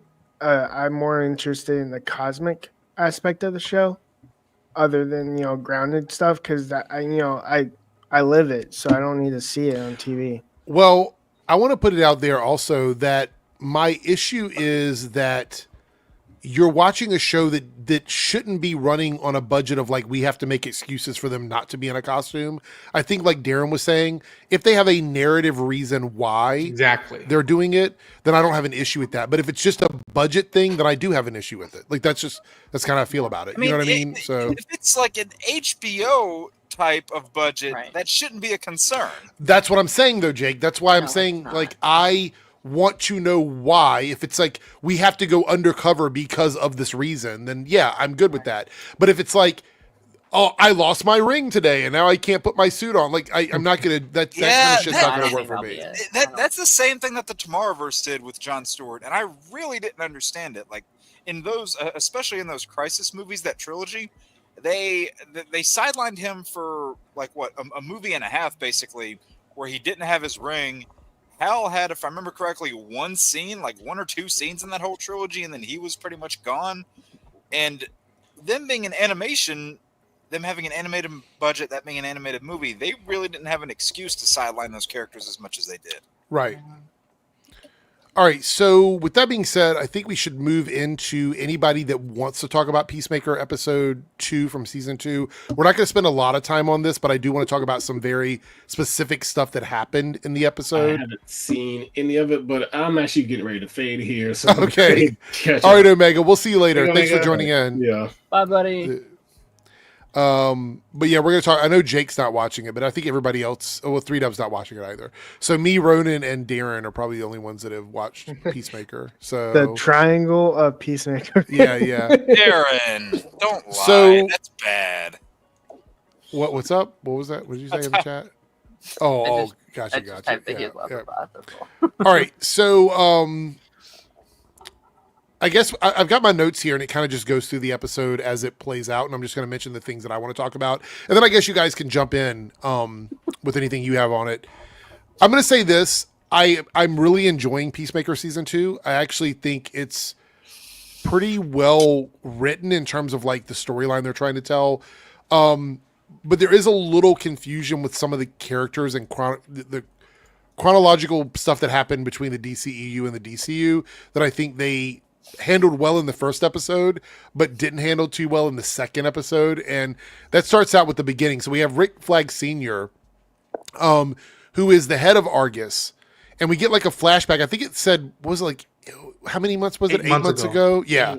Economos gets a new handler. We have to deal with some Eagly stuff.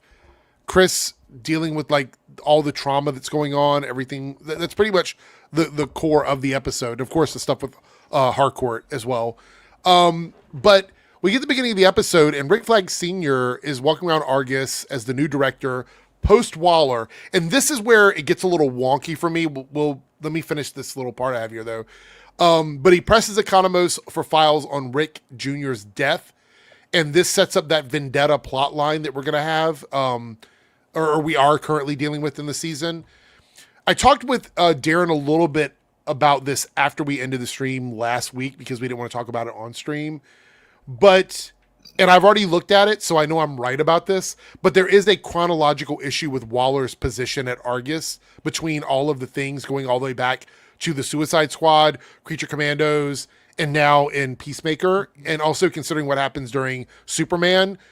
And even James says he's still committed. There was an article here. I'm going to read you guys what it says here, the quote. Let me find it quickly. James Gunn confirms he's still working on a Viola Davis-led Amanda Waller series. Okay. And goes on to say, actually, I'm going to put this up on screen for now. He goes on to say, where's it at? I got a million windows open.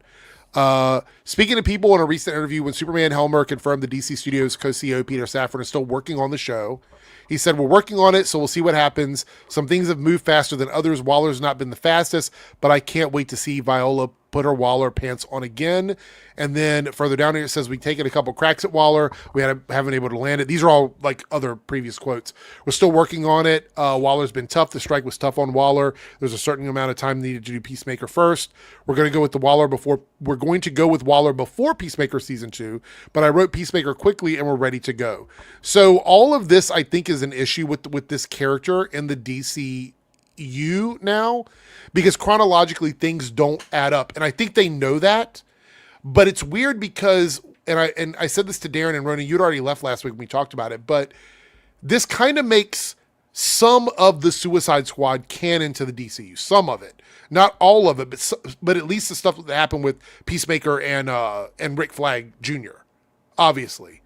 So thoughts on this? How do we feel about the way they're handling this? And with Rick Flag Sr. being in charge of Argus, how would we even do a Waller show at this point if she's no longer even in the fold at Argus? I can't believe I'm going to quote this series. But like Nick Fury said, even when he's out, he's still in. I think that Amanda Waller does not give up that easily. Like there's no way in hell. She still thinks that she's the best person to be protecting America's interests. More than Rick Flag Sr.? Oh yeah, you kidding me? Dude, she used her son as almost like a getaway thing at the beginning of the Suicide Squad movie. Just like, all right, you're good, Team 2. Go ahead, do your mission. I'm digging it because I could easily tell. Okay, this is post Creature Commandos and post the Suicide Squad. Got it. Yeah. I know where I'm at, so I'm not lost in that, and I'm liking that. Like again, most of all this stuff, all the stuff that's happening is out of personal and characteristic motives. It's not about plot. The plot is the whole dimensional shit and whatnot, and that's the background thing. And I appreciate that in that day and age. And now it's like the reason why he's like this because Chris can't get over the fact that like he's still got demons in him. He's trying to fix stuff with Emilia. You see Rick Flag Sr. and like I think now twice people, both Sasha and John, have been like, listen, what happened? It wasn't. No one's flat out said to him, but like what happened between your son and his death. It wasn't a personal thing. Like the guy who, like even Sasha said, like, listen, the guy who you want as a modern, he did good. He did good by us. And like, fuck Peacemaker. And like, I'm hoping that we get to a point where like someone tells him flat out, like, this was an order from Waller. Mm-hmm. Like, take it up with her. Like this dude, like, again, I that's why I appreciate so much of why I was wanting to give Peacemaker season 1 a shot, is that the look on Chris as soon as he kills Rick in the movie was regret. Instant regret. It was instant regret. Like he didn't want to do it. He had respect for Flag. I do like the idea that movie is somewhat canon in the new DCU because that's one of my favorite DCEU movies was the Suicide Squad. It's my favorite DC movie. Like I love it so much. What did you say, Jake? I said it's not the worst. Moving on, though, we have the Chris and the corpse problem. After killing his alt self last episode, Chris and Vigilante do a grim cleanup with bone saws and incinerator humor, which the episode uses for Gallo laughs and guilt. What did we think about this? Because we got to see a little bit of Vigilante reacting to the orgy that happened at Peacemaker's house, and then being upset that they weren't doing that together because that's what friends do, according to him. So I love that it felt like a Rick and Morty thing. I'm like, all right, we got to get rid of the doppelgangers. All right, cool. How the fuck do we do this? And it's a call Vigilante. He has fun. This is a bonding moment for him, and it's just like, bro, Adrian, Jesus. I had fun with it. I'm really curious about Vigilante this season because so far he's definitely. He's not bad, but he's definitely the weakest character among the cast right now. I feel like everyone is building to something really. Look at Jake shaking his head to that. And it just makes me depressed because I love Adrian Chase. That's the thing because if they do what I think they're going to do, I think Jake would be very happy with what they're doing. I think you're. Do you want to give your theory on what they're going to do? Because I follow your theory as well. Because say that again. I think if they do what I think they're going to do, you will really like what they're doing with Vigilante, because they've now mentioned, I'm pretty sure twice now, where like he's like, man, I wonder what my other self is like. I wonder what like my doppelganger is like. So like my theory has been when they go over, it's super comic accurate Vigilante. And it's completely contrasted our version of that character, and maybe even to the point maybe he even kills our version of the character or something, and it turns into this story of like grass looked greener on the other side, and now I regret what I had before, and I should have cared for my friends more. I should have cared for him more. You have Jake's interest. He's like, So I think that's a way to like please both fans because I like this version of the character. as an original character, as Right. like as someone who's doesn't know the comic of the character that well. But then you can also please the like comic fans where they're like, that's not vigilante. That's someone completely different. You can have your cake and eat it too. The only times I looked at a version of vigilante outside of the comics and said that's vigilante was for about 10 episodes of Arrow.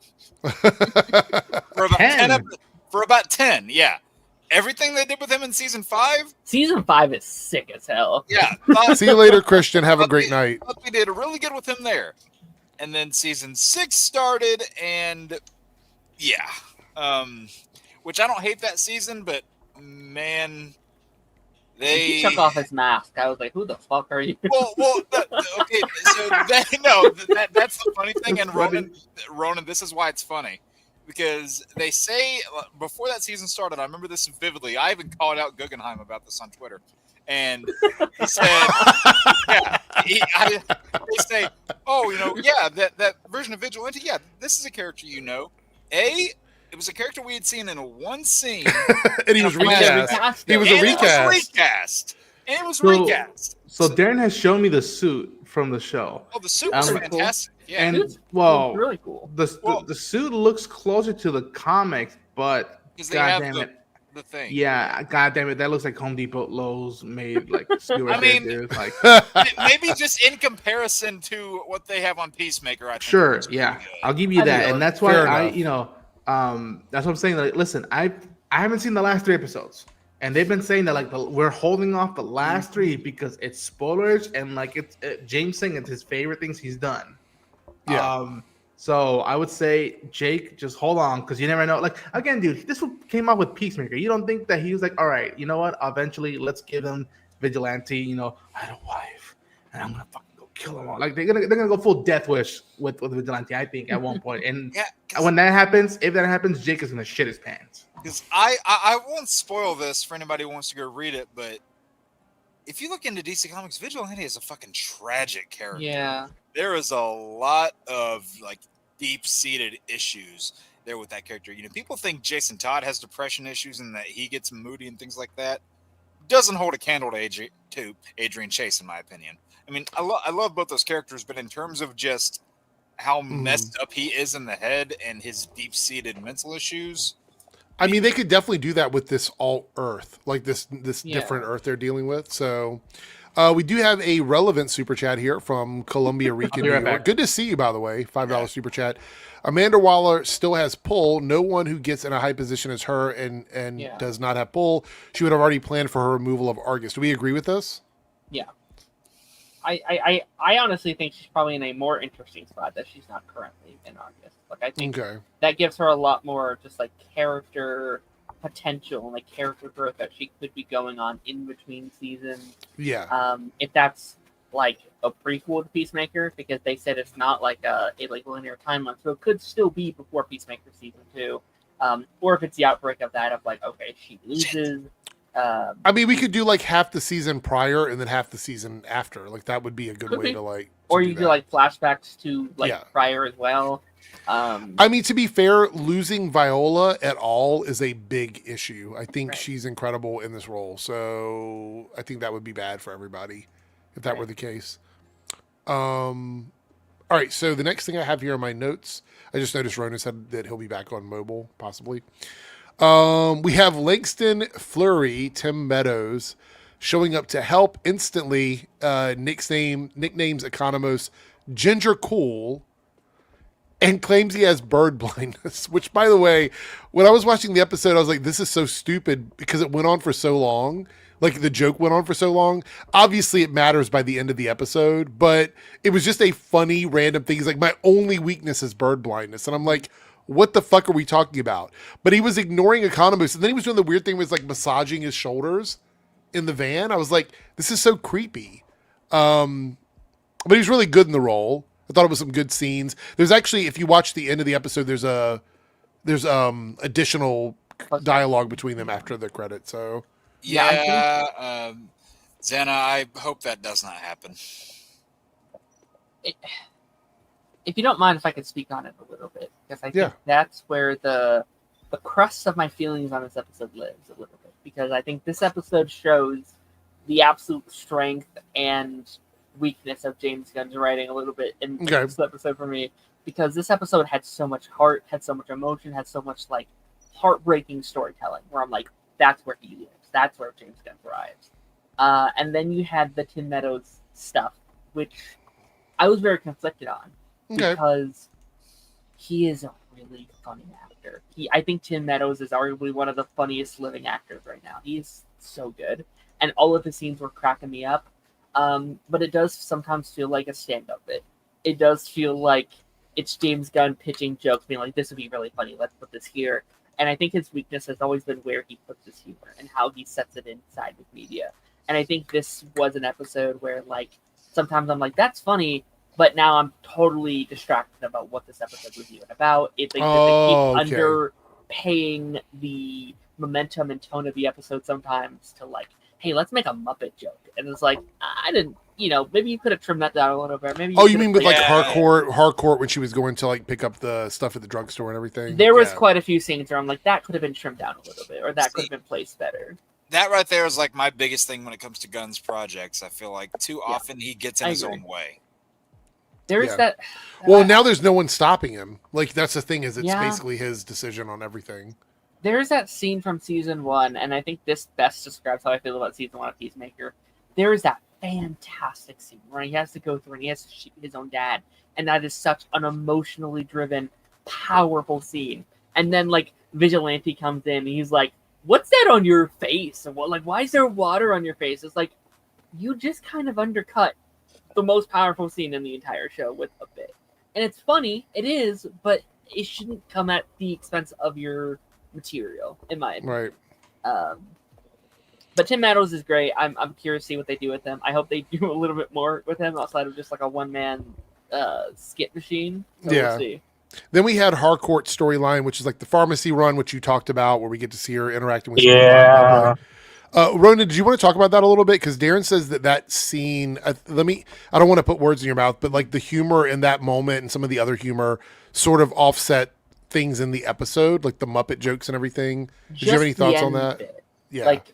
I love that scene a lot. It's just the end bit, like with the Muppet, she can call him the Muppet, and then it cuts there. But like they go, but it kept going. It kept going. Seconds. It's like too much. Much. Yeah. When you have to explain the joke like that, it's not funny anymore.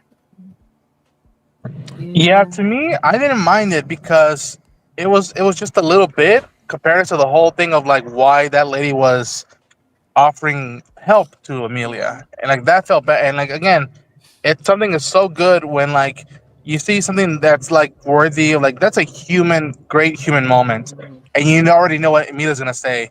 And like I was surprised. I'm like, Emilia said like, "Listen, no, thank you, but I'm busy." And then like, essentially told her to go fuck off, and I was like, "All right, that makes sense." But like, I'm liking that they're making us wait to see if Amelia still has any room to like get better, and she sees that and can do that herself. I love the line she says this week, where it's like, "I am not a damn mirror," and then we cut to Peacemaker, where he's dealing with his alternate reality. Yeah, I thought that was really good. That was a good parallels there. That's really awesome. That's really cool. Let's see here. Also, she had hosting a party for the 11th Street kids, which I thought was kind of cool. That was a fun little moment between all of them. Argus raid versus Eagly, while the team parties, the squad raids Chris's house, and Eagly does like rated R shit to everybody. Of course, this is when the whole bird blindness thing comes in from, Tim Meadows, Langston, where he's seeing the duck as he calls it, fly around and like maul people, which I'm pretty sure. You know what? I wish they would have shown us that. Like, show us what he was seeing for a split second. Like his perspective? Duck, like a duck flying around attacking people. I thought that would have been kind of funny. There's a lot of really gruesome moments in that. Eagly's pretty badass. So give him a shout out there. And we see Chris or Peacemaker dealing with everything he's dealing with this alternate world version and getting rid of the body of the other version of him. And you got him scrolling through the alt Chris, or I don't know what we call it, Chris 2's phone. With the Earth 2, World 2 Harcourt, and the message lands when he crosses over with a broken heart emoji. And that's pretty much where we're at with these. We have basically the storylines for the season or for this episode were really sort of parallels between our characters in the main continuity and what was going on in the alternate continuity. Is that a fair assessment to make there? Yeah. I would agree with that. I enjoyed the episode. I thought it was good. I think episode 1 was a bit stronger for me than episode 2. But I think it's still in a good spot. I think we're still in a good place. Overall, I had a good time with it. I thought it was good. I have a question for you, Dan. Which I kind of thought about you when this scene happened and like what I was pondering how I felt about it. Mm-hmm. Do you think this episode undermines Argus as an organization? That like 5 of them can be taken out by a single eagle? Do you think next time Argus shows up in like Superman or Lanterns or something that you will feel like you won't feel their presence anymore because they got taken down by a bird? That's a good question, but I also think about like what Argus was doing anyway. Think about this. They have access to lots of other things, whether it be people with powers or whatever. They're dealing with an unknown interdimensional door. And that was the team they sent? Yeah. I mean, just think about that for a second. Like, they sent a team of bumbling idiots, essentially. Yeah. Where and this is their like first real big like time to shine. Right, where Langston was calling them like Boob Girl and all kinds of weird names and stuff. Like, it just felt a little bit like, are they stormtroopers or is this Argus? I'm not really sure what it's supposed to be. You know? So, have a good night, Silhouette Animator. Sorry to hear you got to go. But take care. Yeah, thank you for being here.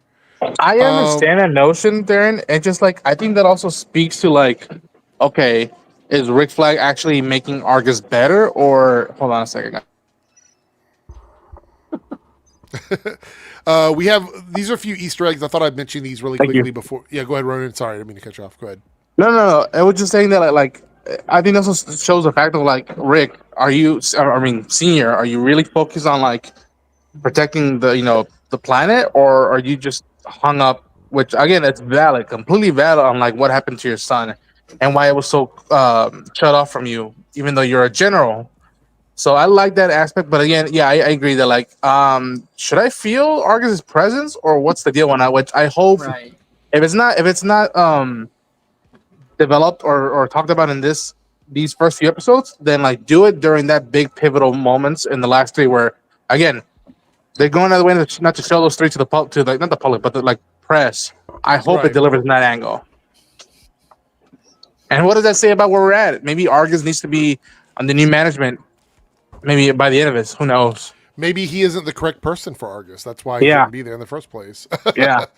So here's some quick little like things from the episode that I wrote down. We had the Lord Tech phone. I thought that was kind of cool. Sasha Bordeaux. This was something that I saw on Twitter. So this is a deep cut DC spy, Bruce Wayne's one-time bodyguard from Bruce Wayne Murderer. Oh yeah. Checkmate Black Queen OMAC adjacent. Oh, they brought So this is a her potential brid from Argus to Checkmate style geopolitics. Yeah. Wow. Okay, that's but, a name I haven't heard in a minute. However, connected to the bumbling idiot crew. That's the problem. It was connected to the bumbling idiot crew. So I'm like, really? Sure, but she's not a bumbling idiot. I'll say that right out. No, she's not. But the crew was. Like the crew as a whole were full of people that were just arguing about dumb shit. So that's kind of unfortunate.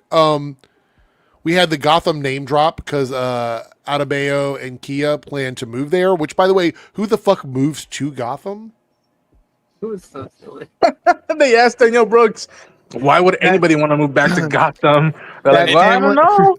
Hey, Darren, doesn't that kind of remind you of Superman, Darren? We're moving back to Gotham. Yep. Dang it. It reminded me of the scene as someone from Ohio. It reminded me of the scene from like Black Widow where it's like, I don't want to leave Ohio. I was like, why not? Leave. Get out of there, bro. Did you guys see Jitter's Coffee? Did you see that? I didn't see it, but I heard. No, I missed it. That was Kia's job. Is it Jitters? It was on her like little outfit.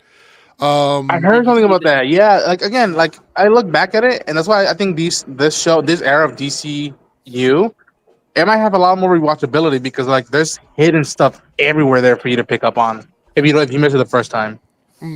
This, I don't know if you saw the little like interview clip from James Gunn, but like he shouts out like CW's Flash. He's like, yeah, it's a bit from the comics, and then Brent Gustin's Flash series, did a lot with it. I was like, holy shit! All right, like he knows. Oh. He knows They're about Grant. He knows about the little stuff from that show. So, like, again, I really don't think Grant's going to be the DCU Flash. But, like, for the people who do, that's a big win for those people. That he knows about the Flash TV show and, like, more in-depth stuff outside of just bare basics. Right. So, And also, even then, yeah, people go ahead. were Jake. thinking that, like, if, say, on, like, the 1 and insert number here chance that he is the DCU Flash, it's not as if it's going to be that Flash.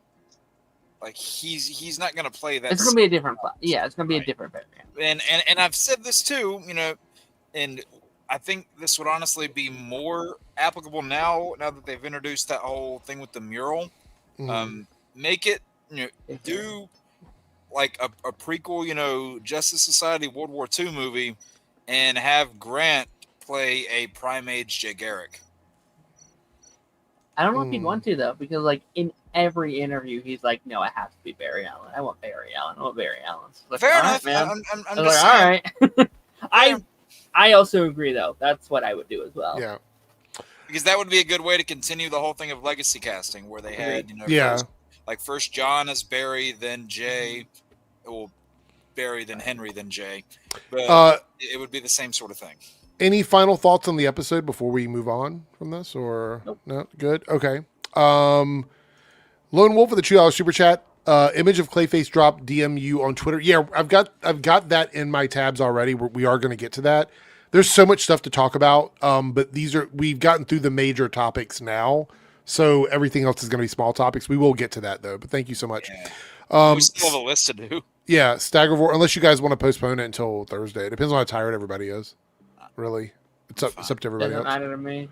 Staggervore coming through with 4 99-cent super chats. I believe that means we've hit our. Do we hit our goal? Yeah, we hit our goal. All right. Yeah. Thank you so much. And King Ryburn here contributed as well, 99 cents to hit our goal. Thank you so much. So we had our goal on Reloaded. We are 3 out of 5 on Debunks, which will give you guys another bonus stream from me. So if you'd like to see another bonus stream, we're 2 super chats away on that channel. One of them here is from Columbia Enrique in New York, another $5 super chat. Thank you so much for this. What Peacemaker is going through because he lost his brother, he killed his dad, kills himself. Also in Otherworld, he's taken seriously as a hero. It's refreshing. Yeah, but we talked about it. I think what we're seeing is the good parts of that world. Yeah. I think there's another shoe that's going to drop in the Otherworld. So we're getting the good stuff, but the next episode, we're going to find out more about this other Earth. And I think we're going to find out that even though the characters are good, the world is not good. I think they might wait a little bit longer. You think so? I think the first couple episodes at least is going to be, at least next episode is the perfect world. It is like candy, it's like Candyland, everything's perfect and awesome and amazing, and I need to be here. And I think we're slowly going to see little hints at it throughout the season. So you think it's going to go from a utopia to a dystopia? I do. I think Chris is going to be very blinded by this. Like, it might even be a situation where just where they live is good and everything else is shit. That could be a possibility. Like, they live in a pocket part of the world where it's like everything is perfect, but then everyone else on the outside is living in poverty and there's no superheroes, and it's ran by criminals or something. Like that might hit a little too close to home for some people. I mean, my whole Nazi theory would make kind of sense in that aspect where it's like, well, we're better, so we're up here, and then everyone down there is like, like below us kind of stuff. Like that could be Also, what if in that universe, again, I'm not gonna spoil it for Jake who hasn't seen it or others, but like, all right, maybe Chris's personal life isn't that wrecked as it is in the main one, but what if that comes at a cost that, like, we're in that world, that dimension, him and Adrian aren't friends. Him and Adrian are probably enemies. And maybe Adrian did become a lawyer and like lost stuff, and like they go full comic book. Like I feel like it's too big of an opportunity to not to miss it intentionally, And who knows, man? Who knows? Yeah. Adrian Chase moonlighting as a law official. Where have I seen that? Columbia Rican here with the $2 super chat, I guess clearing up the comment. I'm referring on Peacemaker's character development. Yes, on that end, 100%. Like him getting a chance to experience the things that he never experienced growing up and things that he's experiencing as an adult are definitely refreshing because he's had such a shit life. But I think the tragic thing about this character is that James Gunn is not going to give him that happy ending yet. I think that he's going to still have to struggle through everything. Because think about this. If he goes to that Earth, everything is perfect for him. His dad's there. His brother's there. He's a hero. He's part of a hero team with his family. He's got a good relationship, somewhat good relationship with Harcourt, even though sort of it didn't work out because of another guy or whatever. But still, they're not in the same position they're in on the main continuity. All of those things are good things for him. So there has to be something else. Because otherwise, he would stay there and he would never come back. He would never come back. He would just take over for the other Peacemaker and stay there. So we'll have to wait and see what's going to happen. I think Darren's assessment of that is pretty accurate. I think we're going to get like another shoe dropping at some point. By the way, Cameron, it's okay. It's okay. I get it. Like some people don't have the ability to do something. I never want anybody to feel compelled to do it because I am saying like, let's reach the goal or whatever. You can let other people chip in and do it sometimes. Like it's just not really, it's not a super big problem if people can't do it that way. I don't think of people differently. I get it. Like life is different for everybody. Do you think, just for like really quickly, you could pull up Jonathan's comment from a couple comments ago? Yeah, I do want to say this though. Fetman kind of confirms like what you were saying is that it's like a monkey paw situation where he gets what he wants, but there's a catch. You said Jonathan? Yeah, Jonathan about the Agents of S.H.I.E.L.D. stuff. I think it's kind of interesting. Right here. Oh, Chloe Bennett? Yeah. Yeah, the Chloe Bennett interview. I mentioned this as well. Matter of fact, I have it over here. I can pull it up on screen because we're done with, unless people want to super chat, we can continue doing it. But I had it ready over here. Maybe I didn't. Maybe I don't have it ready. Maybe I lied. Okay, we can talk about it anyway. 3Dub and I mentioned it before everybody jumped in that she said that that Agents of S.H.I.E.L.D. should have been a part of Secret Invasion and that it would have been better with Agents of S.H.I.E.L.D. in it. I agree 1,000%. If there's a larger percentage than that, 1,000,000%, I totally agree with that. Like, I have no problem with that whatsoever. I think she was telling the truth.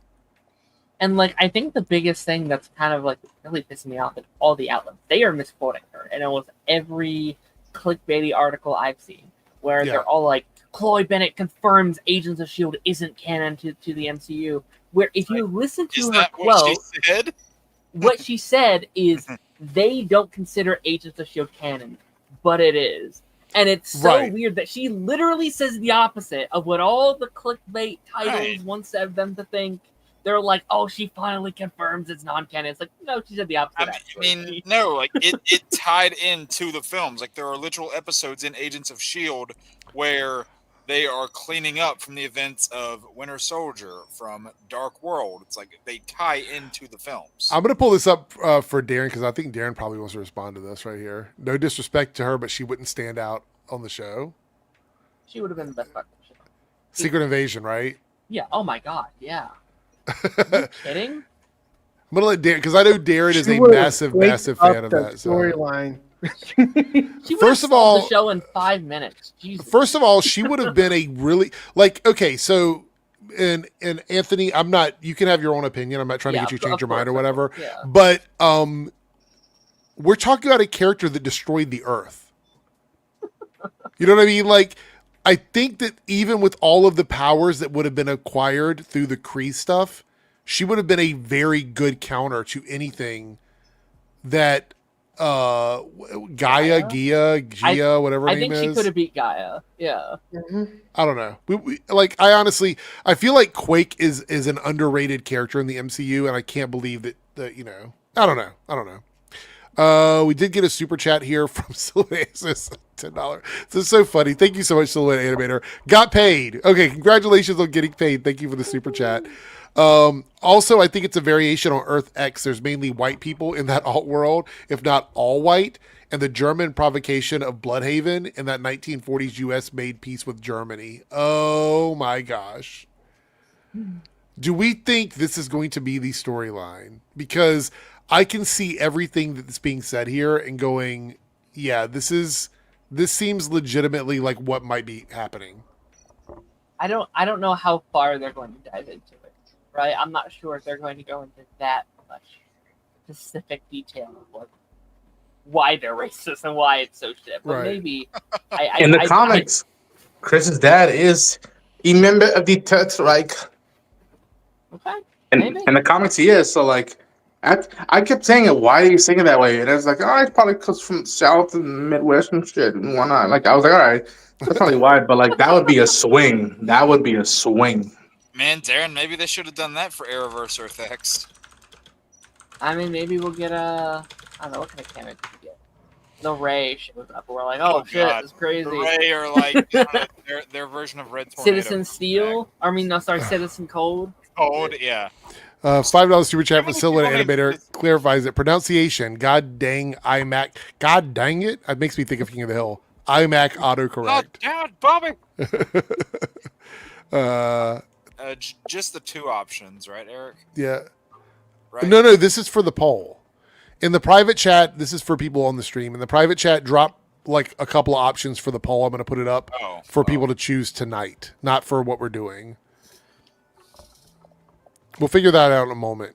We have like one more thing that I had in the stream title, I think. Hold on, let me double check. The Clayface stuff. Right, we want to look at that. So first though, let's do this quickly. So Disney will pay $10 million penalty for allowing children data to be collected on YouTube videos. Somebody posted this in the Nerdcast suggestions, and I looked into it. Let me tell you guys what I found out, because this is kind of wild here. So Disney just cut a $10 million check to the FTC. Why? Because of kids' data and YouTube ads. This is a case every parent and content creator should pay attention to. Disney violated COPPA and failed to label hundreds of kid-friendly videos as made for kids on YouTube. So this caused these issues where data from 13-year-olds and under were collected and given targeted ads on YouTube, which is a big, big no-no. That's a big no-no on YouTube to do that. So they had to pay for this. And here's the crazy thing. It's not just the targeted ad, right? So it's a $10 million fine. They get a 10-year slap on the wrist compliance program for labeling content, which means if they make another mistake, they can lose their entire channel on YouTube. And now they also have to get parental consent before collecting any data. So they have to add that in. And this is the significance of this is the first FTC action against a YouTube content provider since 2019. So this is since the whole AdGate thing happened back in 2019. This is the first company to have that happen. So YouTube and Disney made a huge, huge mistake. Do I think they did it on purpose? No, but the person who was in charge of their channel fucked up royally. Hundreds of videos that were incorrectly labeled. I don't know about this one. That's pretty crazy. Next up quickly, is this. Warwick Davis will return as Professor Flitwick in HBO's Harry Potter series. Now, I've got some notes over here. This is kind of interesting. I mean, I'm sure he's only going to have a tiny role. Yeah, but like this is the thing. There's a lot of criticism here. Wait, hold on. I know, I got it. This is the first actor from the original films to reprise a role that's been announced, right? Yeah, and it was announced on Back to Hogwarts Day. Because they've speculated, even though it hasn't been confirmed, that they might bring Felton back. Yeah, but it says here, this is some of the criticism I'm reading online, is that fans are upset. They feel like that this show is going to be a cheap carbon copy of the other movies because it's not going. They said it was supposed to be more book oriented, but things like costumes and character designs and stuff like that, it all feels very samey as the films were. Everything down to like just overall designs of characters. Based on what? Based on pictures from filming, where you see Hagrid looking exactly the same as he does in the movies. You got the same coat and all. They adapted it into the movies based on how the books described it. So. That's not what's happening, though. These are like literal copies of the costume designer. People have come out and said these are our designs being repurposed on the TV show. So it's not like taking it from the books. It's literally taking it from the people that designed it from the movies. So even though it's based on the book, it's like a copy of a design that already exists. And now they're bringing in actors from the movies too. Isn't the original like costume designs from the books too? So it's like basically the copying from a copy from a copy. Okay, so let me make this clear here, right? I get what you're saying. Right. So you cannot, or you should not, put it this way, ethically, and there is some legal shit that you might have to jump through to get this as well, but we'll see. Take someone else's actual design and use it in something else, even if that person's design was based on a book. You have to change it to make it your own. And I know something as simple as like, oh, well, there was one stitch difference or whatever. When we're talking about the overall look, it literally looks like the same design. Imagine if Hogwarts looks exactly the same. Yeah. Like, because here's the thing, I like the Potterverse as a fan. I haven't read all the books. I like it. It's not my main thing, but I was like, I don't know how you're gonna top, Hogwarts. Because I agree. Very much that castle and all that stuff. And like, well, they're not going to. They're just going to copy. And like, if they did it the same, you would have people complaining that it looked the same. If they did it different, you would have people complaining that it was different. So I think this is an overcorrection. In my opinion, I think this is an overcorrection to the criticism of like some of the casting they had. Because remember the Black Snape controversy? Like that was a big deal. So that's it seems the like only one that's been criticized, really. No, it is, but it is. But the problem is that was such a huge controversy. This seems like them going, well, we need to make everything else as similar as possible. You know what I mean? Why wasn't that just kind of your goal from the get-go? Because I guess they were trying to do something new and they found out people didn't want new and they went back on what they were trying to do originally. So also there was the drama around Hermione. I know it wasn't huge, but it was still drama around that as well. About her being like for the show or for the play? No, for the show, because she's from a mixed background. Oh, okay. I remember they gave her shit for the play. I'm like, guys. The only thing that they constantly use to describe the character in the books, and I'm rereading them right now, the only thing that they use to describe the character in the books constantly is a bushy mane of brown hair. They never once go into her skin. Well, people that are racist don't care about that. They don't care about that. Why are they giving the little girl like shit for being like cast? Because they're awful people. 3Dub. They're awful people. Why not throw that shit to the people that cast her? I mean that should be like directed to the right people. Because shit rolls downhill. That's the problem. If they're attacking her casting as a kid, she's going to eventually see that online. Yeah. Which is why me and Darren have been saying keep them off the internet. Keep them off the internet. I'd throw the hate to the parents, to be honest, because this is a whole other conversation. But like putting your kid in is almost always a bad choice. Almost in every scenario.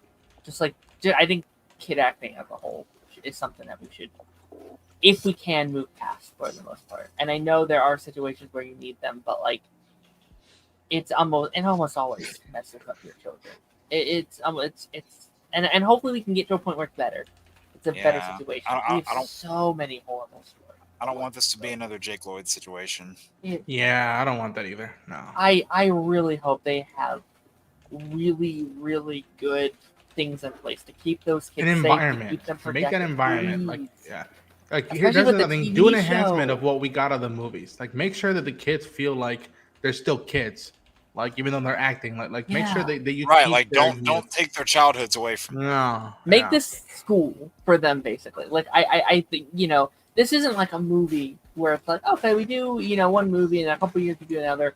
This is a 10-year long investment. This is going to be their entire childhood from now until like I assume 18, 19, 20 in those eras of their lives. So it's like Silhouette Animator with a $5 super chat says, watch the set design be the same for the reboot Harry Potter Earth 2.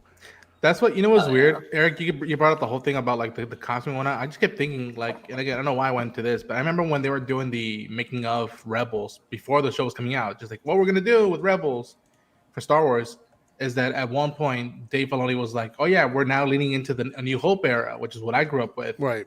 But what they're doing, and I still give him kudos to, is that like the X-wings we see in the movies in the original trilogy, they're repurposed more from what Ralph McQuarrie had designed conceptually. They're a little bit more finesse, they're more designed differently.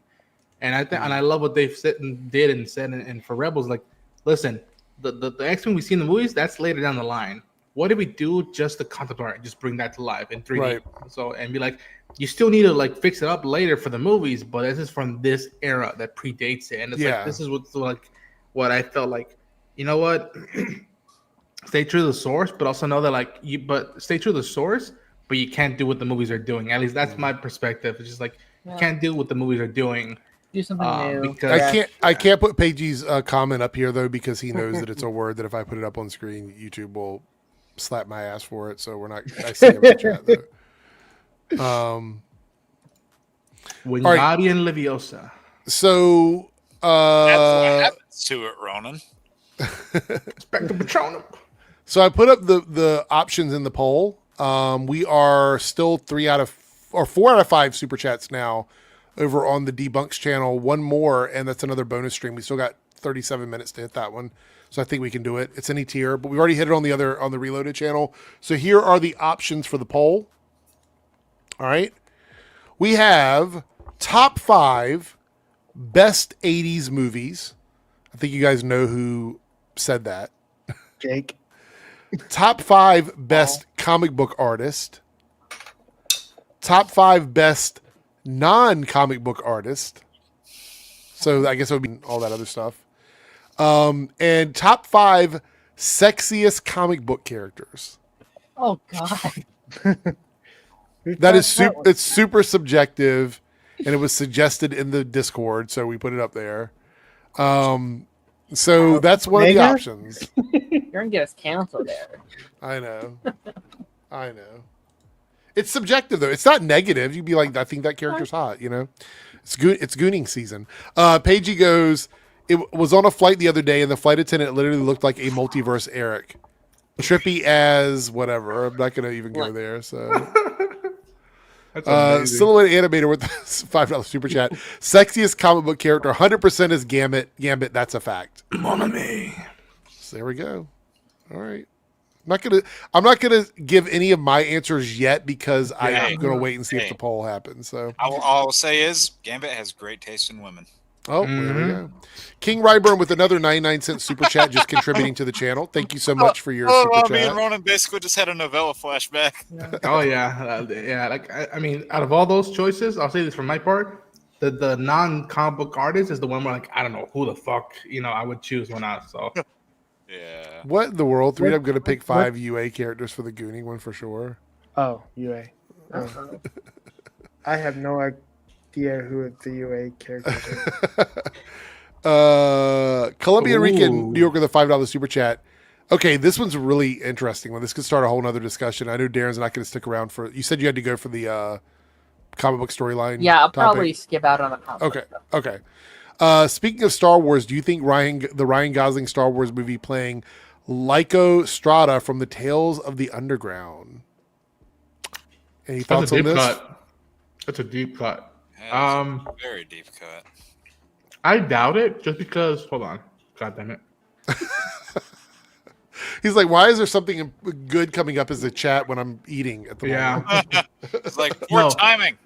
So Sean Levy has said that like this is new story, new stuff and whatnot. So I don't think he's gonna be pulling like deep stuff from the EU. Maybe even design stuff. I don't think he might do. Which is kind of good because it's post episode 9, so you got to look to the future. What's something that we haven't seen yet? They can build on for new design. Galaxy's fucking huge. There's so much you can do. Yes, that is a deep cut. Star Wars saga is not limited to the Skywalker. So you don't, based on his comments, we collectively don't think he's going to pull from anything. It's going to be like a new thing altogether. Yeah, a shotgun lightsaber. That's what we're going to get. So it's not so much to say whether he won't. I think what we're all in agreement in is that he shouldn't. Probably for that part, yeah. Like he said that he doesn't want to be part of something that's connected when he wants to do his own thing, which I respect. Kind of like Ryan Johnson did his own thing. Yeah, that helps much. Well, I have my I thoughts think on if that, there's but if there's any kind of anything, I think would be from the sequel trilogy instead of anything before that, like because that is in that era, and they're building towards whatever the heck they're building towards. They're building towards something, right? And that's going to be bringing back elements from the sequel trilogy. So sounds good to me. I would hold off that character, Columbia Rican, for what Dave and John are doing, because they're the ones who will like pull those deep cuts and use them in, like, again, we got fucking Cobb Vanth, like, and that's a character from the books, like from the most recent books, and they got fucking Timothy Oliphant to play him, and like I expect that more from their side than any other side. And who knows, if you do stories from the past, you can pull that from that as well. But I think in this instance, it'll be new characters, which I'm just as excited and thrilled as I am for the Mandalorian and Grogu. I think you need, and this is coming from my POV, who's very casual Star Wars. I don't know shit that is in the movies. Like I'm very just casual. What's in front of me is what I know. I would be very excited if it is just very standalone. We're telling a story with these characters here. We're not doing anything. That's why I loved Mando season 1 so much. It's like I felt like I was finally part of something because I didn't have to know all of these planets and characters and lore and lightsabers. It's like, oh, he's hanging out with this kid. He's going planet to planet. That's super fun. And I think they need to replicate that again. I think they just need to Star Wars needs that. Just go forward with new stuff. I think is that family vacation. Star Wars, the family vacation. There's enough space and money from studios to do the stuff, the deep nerdy stuff, and then enough space and other stuff and to create new, because I wanted to see new stuff. Again, I like the sequel movies. I have my thoughts, but it would have been nice beyond just creatures to get more new designs for that world that they can build on, and like be like, all right, that's the new iconic thing for the sequel era, and hopefully Sean gets to push that button post episode 9. And right, I've said it. We after what it's gonna be almost 50 years in 2027. After 50 years of Star Wars, we've just tipped the iceberg. There's still a lot for us to grow with this universe, which is why I tell people, go watch Star Wars Visions, go watch their Tales anthology series. There's so much more stuff out there, and I love the Skywalker stuff and Rebels and Mando stuff, but then I also want new stuff as well. I want complement, which is why I was open to the Acolyte, which is why I was open to Andor. Like there's plenty of room for everybody to try out what they can do in Star Wars. Remember back in the day when they stopped like at 6 and thought that was like like 1, 2, and 3, and did you say stopped at 6? 6. Oh, I was like, wait a minute, what? Stopped at 6 and was like, that's it. And then they were like 1, 2, and 3, and then that was it. And then like nothing for like almost 10, 20 years. And then we got 7, 8, and 9. Imagine what are you happy that they're starting to expand the universe, or you kind of wish it was still like stopped at 1, 2, and 3? I think, and they've been expanding. Yeah, I think there's plenty of space to both expand and bring up stuff that is very, I don't want to say niche, but very like deep stuff there. Like there's great material in the books between the movies that's come out, and those authors and artists should be compensated well if their ideas are being used for the new stuff and being repurposed. Like the one I think of right now is Thrawn. I hope Timothy Zahn is getting paid well for bringing that character out, because he's just such a good concept and idea to bring in now and shake things up, even for those who don't know who he is. Like that's a cool thing where like if you know who he is, you're like, oh shit, this is a big deal, and he has valid validity of him being a threat. But if you don't know who he is, oh boy, wait till you watch what goes down in the next few years with Star Wars stories with him. So I think there's a bit of both. And to Columbia Ricken's next, I was gonna say this comment here. If you want to read this out, Ronan, because I feel like you want to talk about it. So go ahead. We still missing Cal Kestis and Asajj Ventress from live action. Saw Gerrera literally interacted with and fought alongside Cal Kestis and other Jedi. I agree, and I'll just say that like I'm not gonna say that because I don't want people to get in trouble. That like people are aware that like those two characters are fan favorites, and they're not getting any said actresses or actors are not getting any younger, any sooner. I mean, the actor that they used in the actual game could be the actor for the live action. You know who else we've been missing in live action for a while? Is one of my favorite characters that got introduced from like all the other side lore that's not the movies. Savage Press. Please give me that character. Yeah. I want to see him in live action. Yeah. I want to see Darth Vader's apprentice. Starkiller? Starkiller, yeah. God damn it, Darren. Just give me more Jar Jar. Come on. More Jar Jar? Give me more Jar Jar. Give me 20 spin-offs. Misa. I need it. Jar Jar as a Darth Sidious would be funny. Have you guys seen the impression of this guy who does Morgan Freeman's voice? No. Read lines as Jar Jar as Morgan Freeman? Yes. No, that sounds great, though. It is. I've seen that. All right. We still got a bongo. I feel like we're overloaded with topics tonight. It's crazy. Thank you guys so much for like super chatting. I do appreciate it. All right. Quickly, because it is one of the things in the title, I want to update everybody on the Snoop Dogg controversy. If you remember, we talked about him on the podcast or whatever.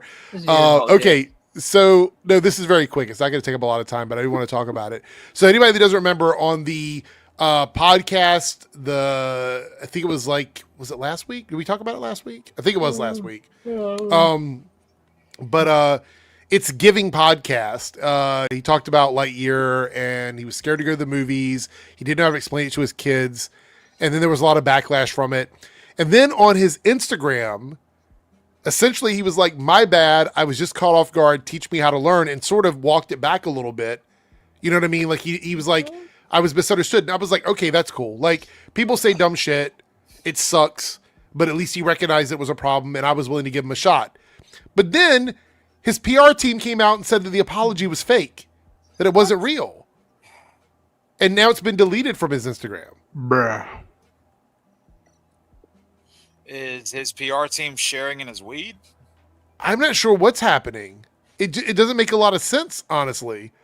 I was like, what?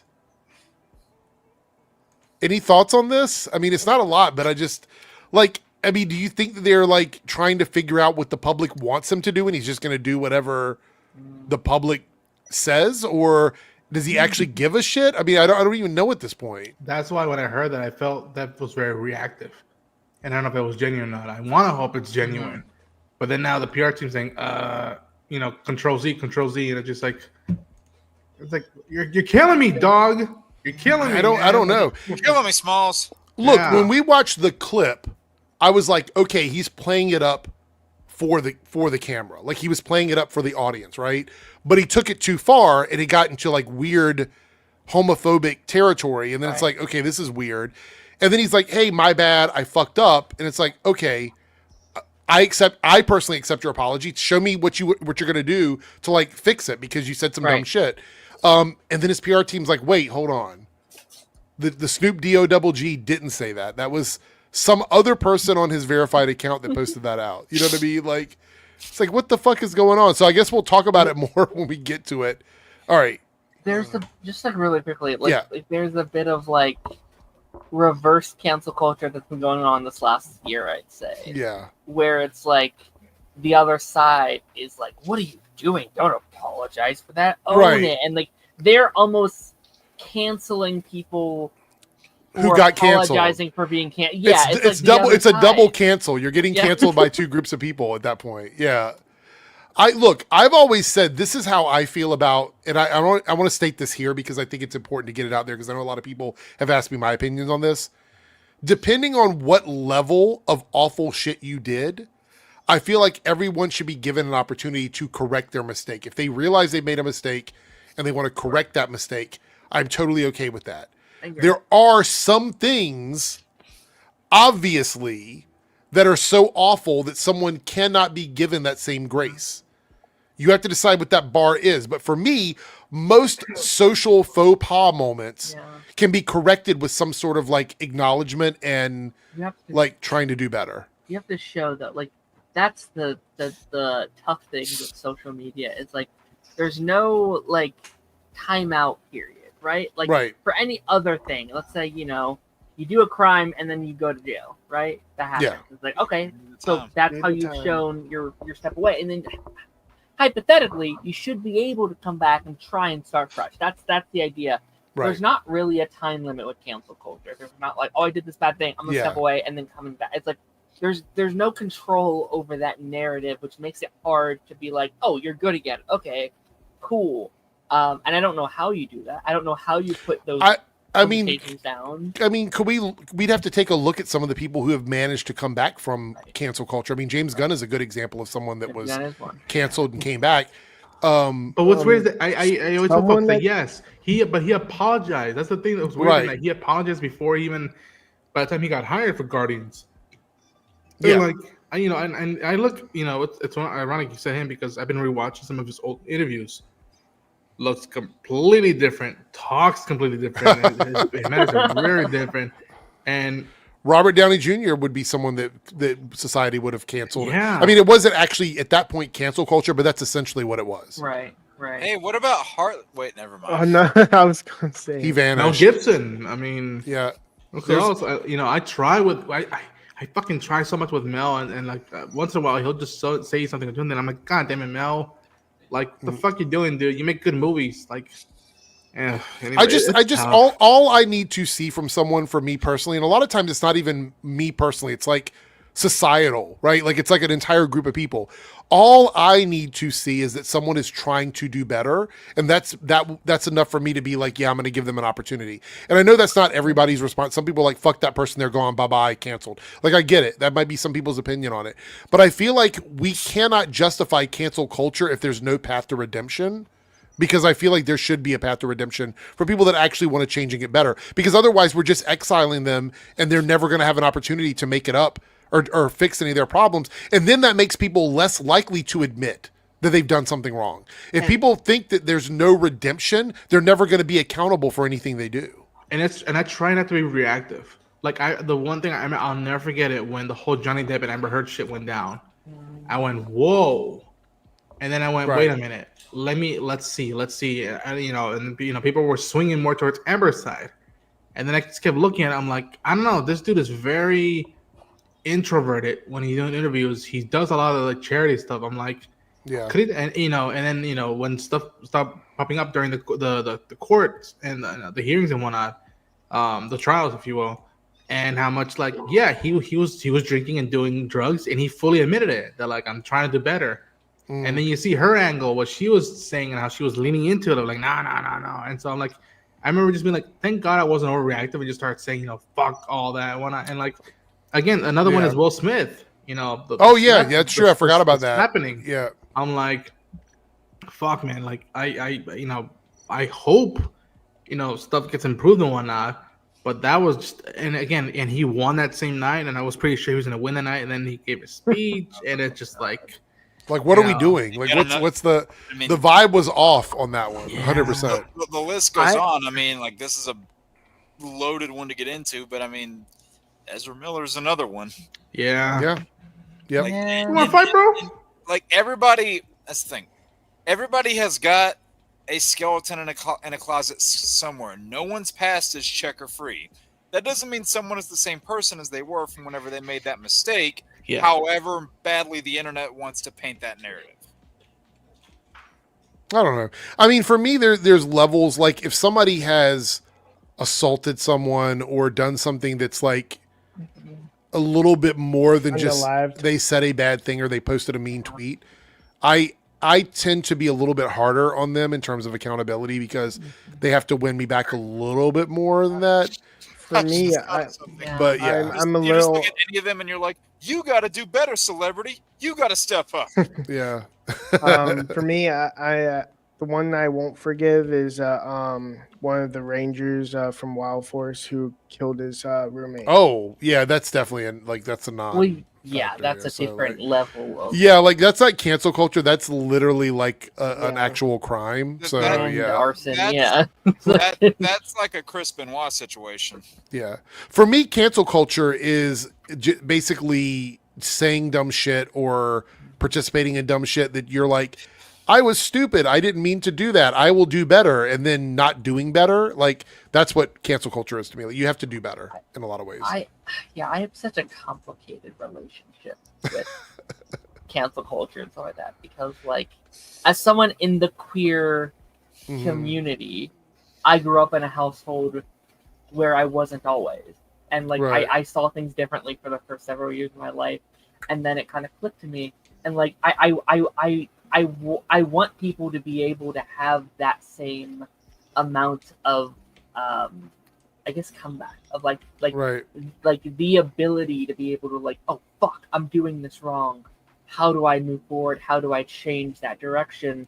But after various current events this year, it's made me be like, I'm giving people too many opportunities. No, I agree with you. I think that like there has to be a limit on how much rope you're going to give them, how much room that you're going to give them, how much space you're going to give them. I think there needs to be a little bit of like, and that comes down to personal feelings, and like on an individual level, I think we can all decide like how far we're willing to go. Right. On a professional level, though, like in terms of like actors and stuff like that, I think they are the ones that can do the most good because they can show that you can change who you are. It's not like a relationship with a friend or something like that. These are people that are on camera. These are people that are doing interviews. These people on the red carpet, going to award shows. There's things they can do to do better. And whether people want to admit it or not, celebrities still influence culture. They're still part of culture in that way. And a lot of times, if they're on social media, they're an even bigger part of culture than just like your average like movie star or whatever.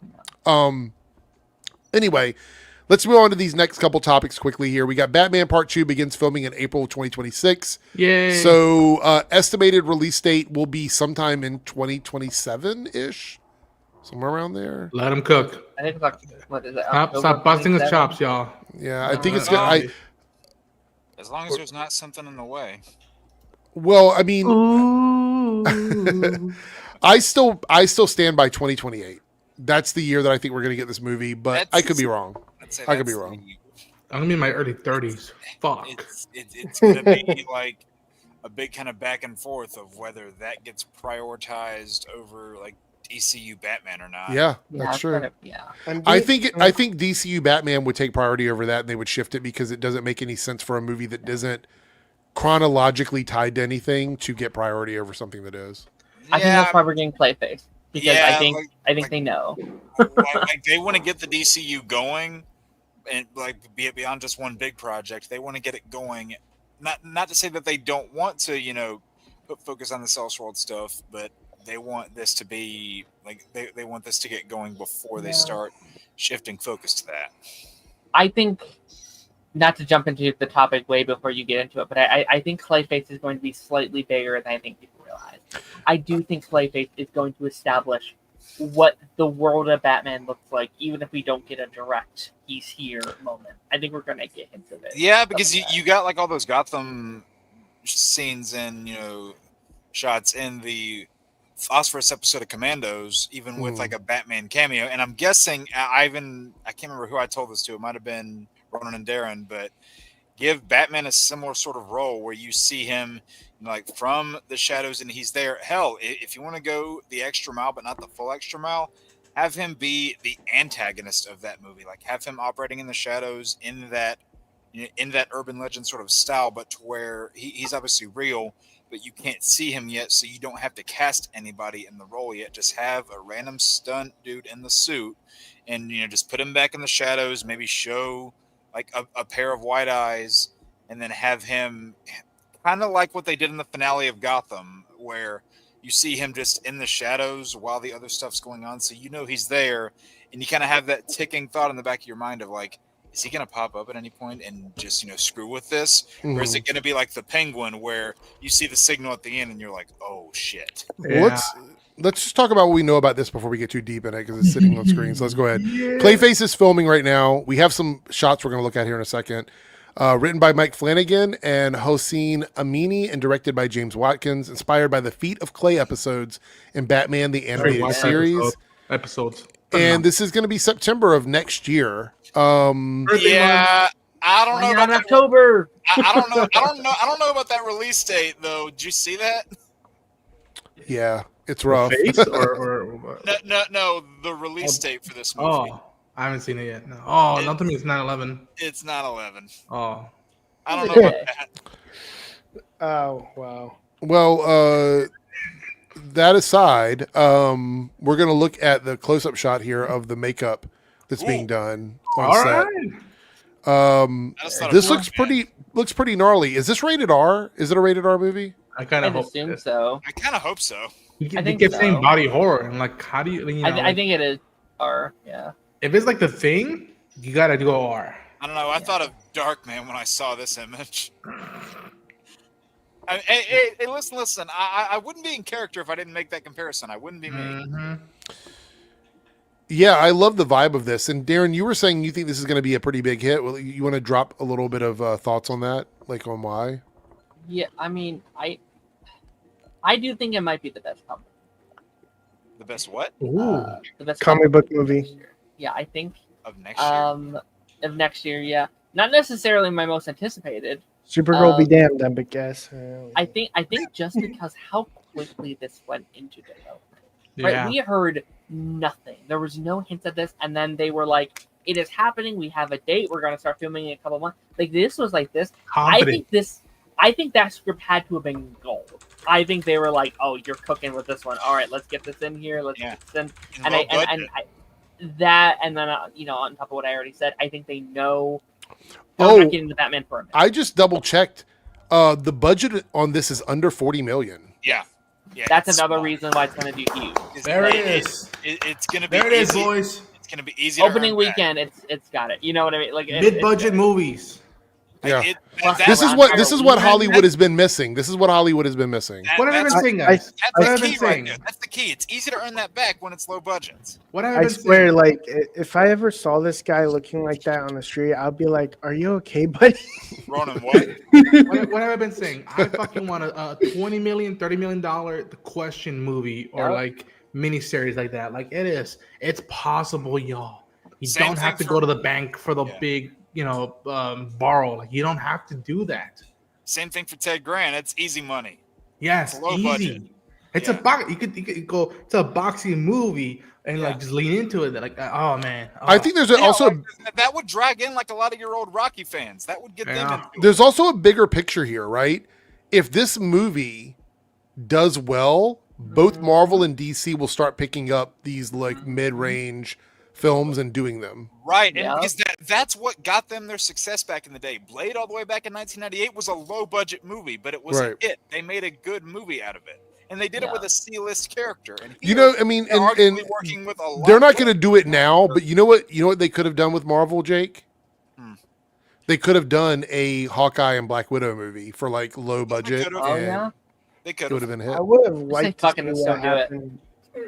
I would have loved to see what happened with Black Widow and Hawkeye. Exactly. Everybody wanted to see that. Just do it now. I don't care. It's fine. I mean, like again, like if every character in the DCU has a budget of $100 million to the projects, then something is fucking wrong. Then like we are not. Then we have a very narrow perspective on just budgeting and putting something on it. And again, I think this will also attract young, fresh talent, both in front and behind the camera. They're saying that like we don't have to be pressured, to deliver X, Y, and Z numbers. Just bring in quality. And the DC universe, for anybody who's watching this, hearing this, is big. It is big. Jake and I have been hearing me saying this. The old school Sandman with the mask and all that stuff. I really don't want that project to be $100 million. It has to be a period piece, but there's ways you can do it without breaking the bank. I can list you 2 projects that achieve that of making a period piece under $100 million, and they've achieved accolades and money back by doing so. I think Hollywood fundamentally has to change, and I think everyone knows that. I think Feige knows that. I think James knows that. I think all the executives. I think this year is the big breaking point. I think things like Thunderbolts and Fantastic Four and Superman, some did well, obviously, but maybe not as well as it would have, 5 years ago. It would have been like 2019. And I think everyone is sitting there being like, this isn't sustainable. If we want this industry to stay open if we want movies and cinema to keep going, we have to change how we make the majority of it. And I think not putting it in front of 3 different franchises that are supposed to like be popular. Right. That is a big thing, yeah. And I'm not saying every movie has to be like this. I think Superman's a great example of a character that can have a little bit more of a budget because he is a bigger character. But yeah, you're right with Clayface. Imagine if Clayface was here, like it's a $200 million movie. It's like whoa. No. Right, He's not that kind of character. That doesn't even account for things like marketing. Yes. You can't do that. So Reed, this is what I'm saying. Like I don't think like whether people are going to go and see this movie or not, I don't care if somebody is not interested in it. That's fine. You don't have to be. But if this movie gets its budget back in opening weekend and ends up making it's a $40 million movie at the top end. If this movie leaves theaters making 150 or 200 million, that's a massive success for the studio. Yeah, and to get more of your casuals in that like aren't fans of DC like the people on here, pitch it as like a body horror movie, kind of like the It stuff. Like give it that similar sort of marketing pull because that'll get people in. Those movies did huge. Those horror movies make bank like opening weekend. And people don't know jack shit about like the stuff that they're taking place in. They're just like, hey, horror thrill experience, boom, and they sit down. Right. Like you look at this year's roster of like the budget, look at that. Like Superman Fantastic Four makes sense, they have a bigger budget. But when you have this like political thriller Captain America movie that's what 180 million, way too big of a budget. You look at Thunderbolts, a team of these like super soldiers and stuff. $200 million is like, where did that go? And I understand all that Wheaties marketing. There's strikes and there's things that's happening, but it's like that should have been one of your lower like. Right, it should have. It definitely should have because there's not a lot like. There's very little CG you have to do there. Florence Pugh and other people said that a lot of the stuff was practical. Yeah. I don't know. There's very little green screen. Like it should have been an easy win. I'd be curious to see where it's going because I think it's just the way they're making movies. They're probably used to putting it in certain areas where I bet if they went in and were like, okay, do you need that? And it's like, well, no, but we've always done it that way. Yeah, that's another good thing. Substance was a huge hit. Substance was a huge hit. Substance was a massive hit. Yeah. Clayface could be another Joker where it's like in the Oscar areas where it's like, oh, it's just if a $40 million movie makes or close to $1 billion for the studio, they're gonna lose their fucking mind. That's gonna man. Again, the thing too, and I've said this. Please, somebody take notes from the Penguin. Let your lead character be a villain. Yeah. Let them be a villain. Do not go the Sony route of turning them into a sympathetic anti-hero. Don't do a Morbius or a Black Adam or a Craven or insert character here. If you're going to have the villain be the lead, stick to it. All right, so we're going to move over to the list. Before we do that, because I know Darren's got to go. And Ronan's got to go too, right? I wanted to see if you could pull up the photo I sent you on Twitter because it meant a lot to me that they showed this during Clayface. Okay, but I do want to say before you go, Darren, I want to run the results of the poll so you know what we're getting into for the next stream. So, Michael here as a channel member for 13 months. Thank you so much. 100% DJ Eric. People should have a chance to get better and be better. I'm glad you feel that way too. I think in most cases that should be the goal of everyone is to let someone prove that they're changed.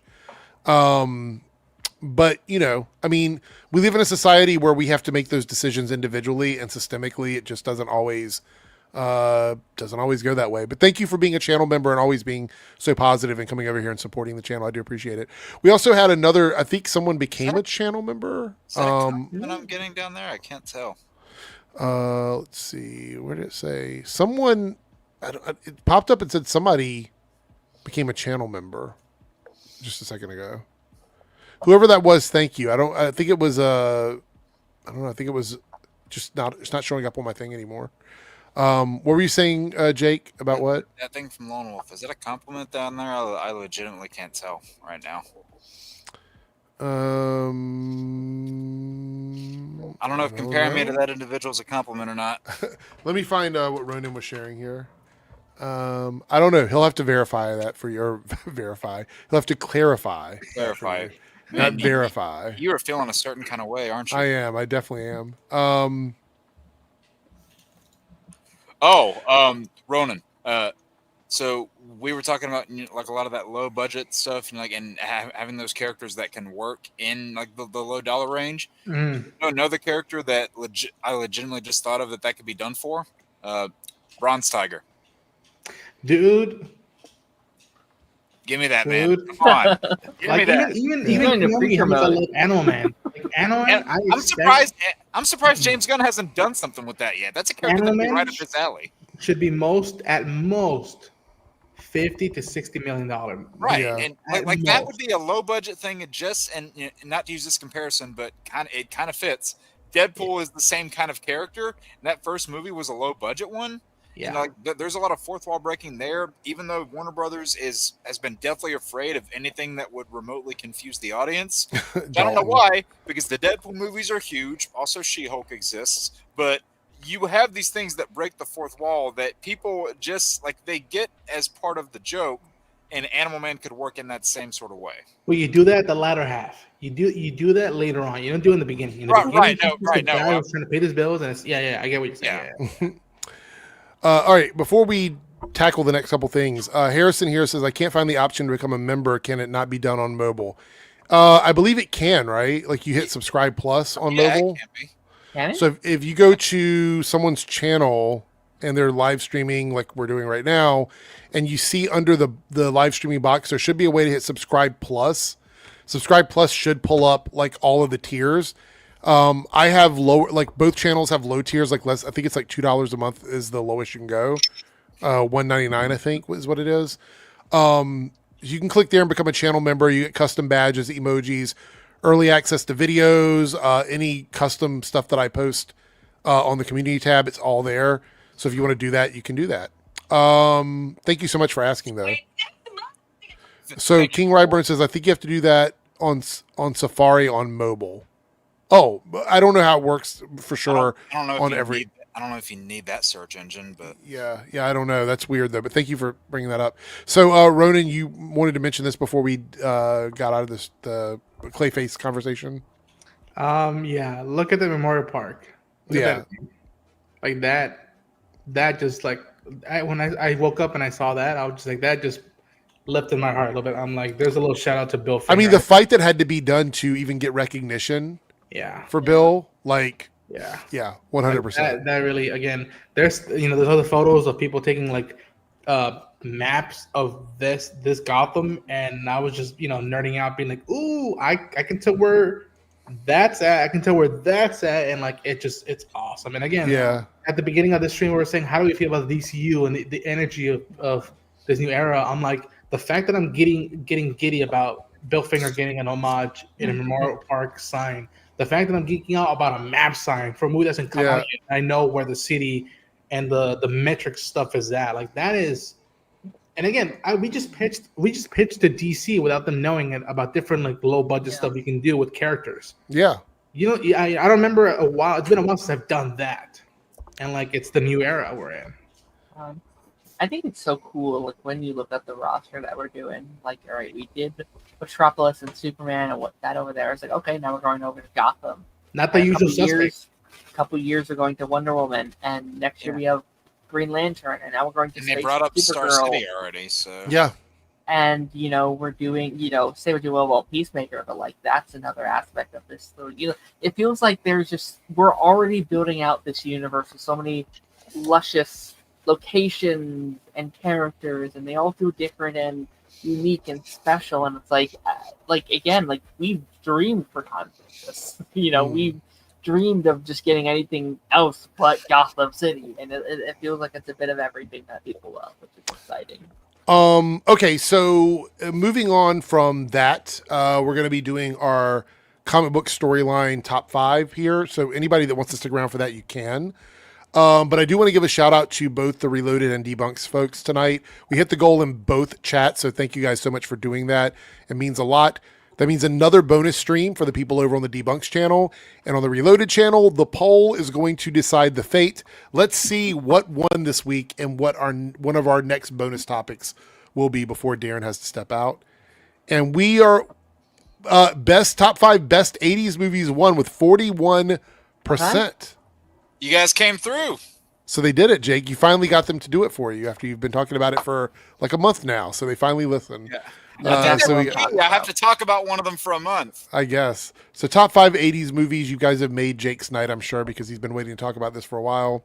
So that's one of our next bonus topics. And everybody on the Debunks channel, you'll be getting another bonus stream from me. So thank you guys so much for doing that, and everybody that participated and super chatted. You can still super chat if you'd like and support the channel. But thank you guys so much for hitting the goal. I do appreciate it.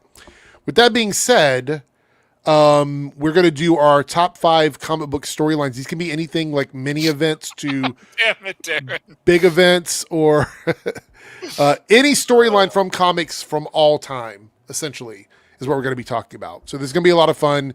If anybody has any other topics you'd like for us to talk about, you can, of course, super chat that and we'll look it up. But this is going to be the last actual topic for the stream tonight. So, but I believe Darren is going to drop out now.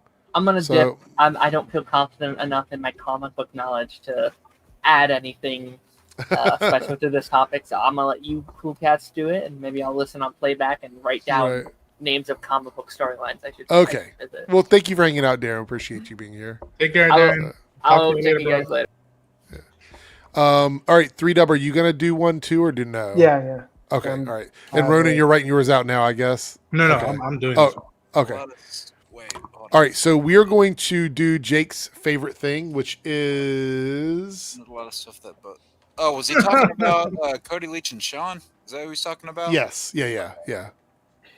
Sean Chandler, I believe. Yeah, because he brought up Sean's name earlier in the chat, and it's like I don't watch every single thing that they do, but it's cool to see that we have similar opinions. That's cool. So this is Jake's favorite time of the night where we spin the wheel to see who gets to go in what order. Let me get my alcohol first. Okay.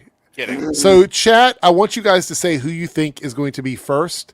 We're going to go through these, and it's not going to take too long because only 4 of us tonight. So, let's spin the wheel and see who is the first person to drop their storylines. I have a feeling we might get some samesies. I think people are going to come up with some of the same ones. So, we'll see. Here we go. First up for the night is... Oh, Ronan is number 1. Oh boy. There we go. My favorite seat. All right, so let's put Ronan up at the top. He's number 1 there. All right. We're going to spin the wheel and see who's going to be number 2. Go ahead and drop your choices in the chat. Oh, it is me. I'm already in the right seat. Number 2 seat here. So it's me. All right, so it's always Jake and 3Dub at the end. It's almost always these two. It's always these two. All right, here we go.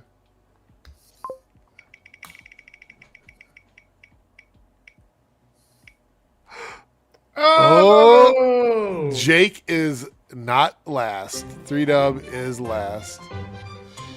So there we go. All right.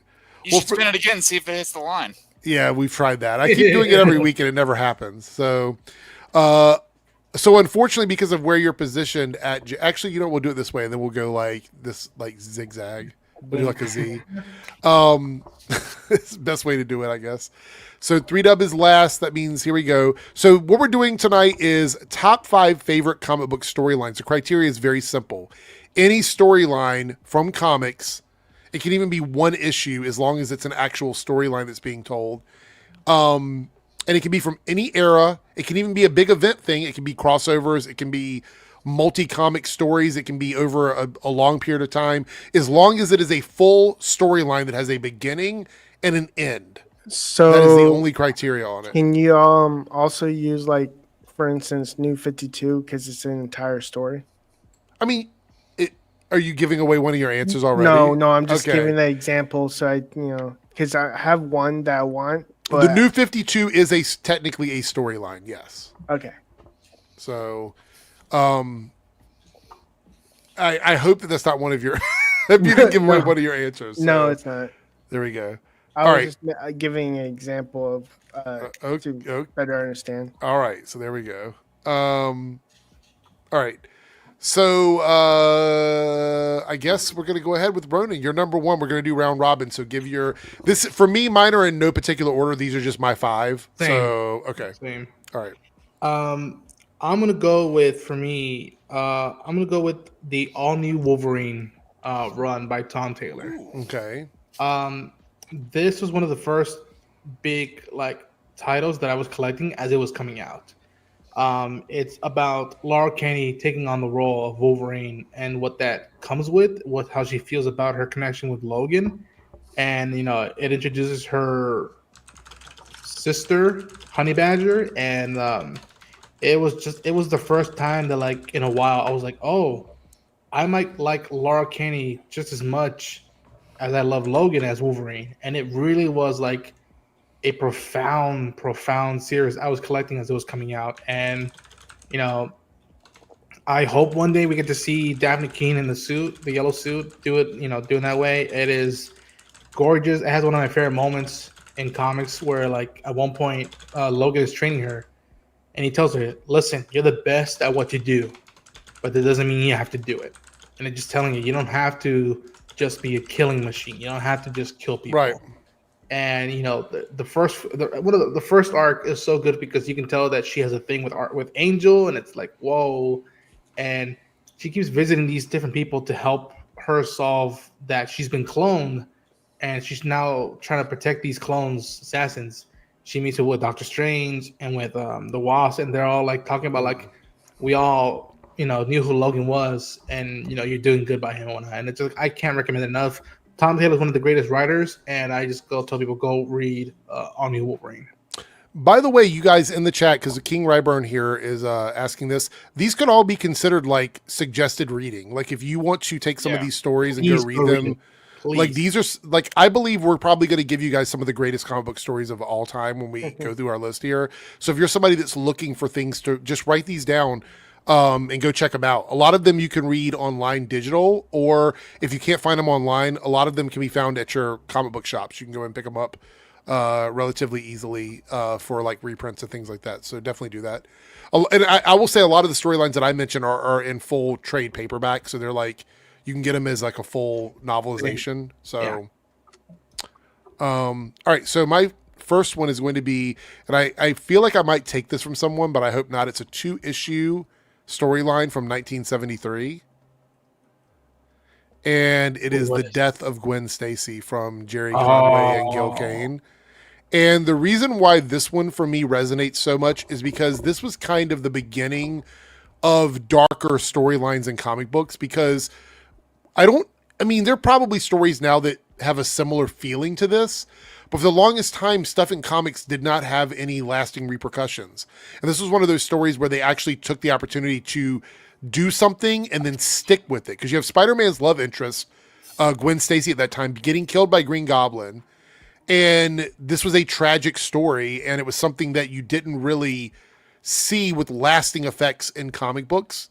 So that is going to be my first option here, is the death of Gwen Stacy. Again, that's Amazing Spider-Man 121, 122 from 1973.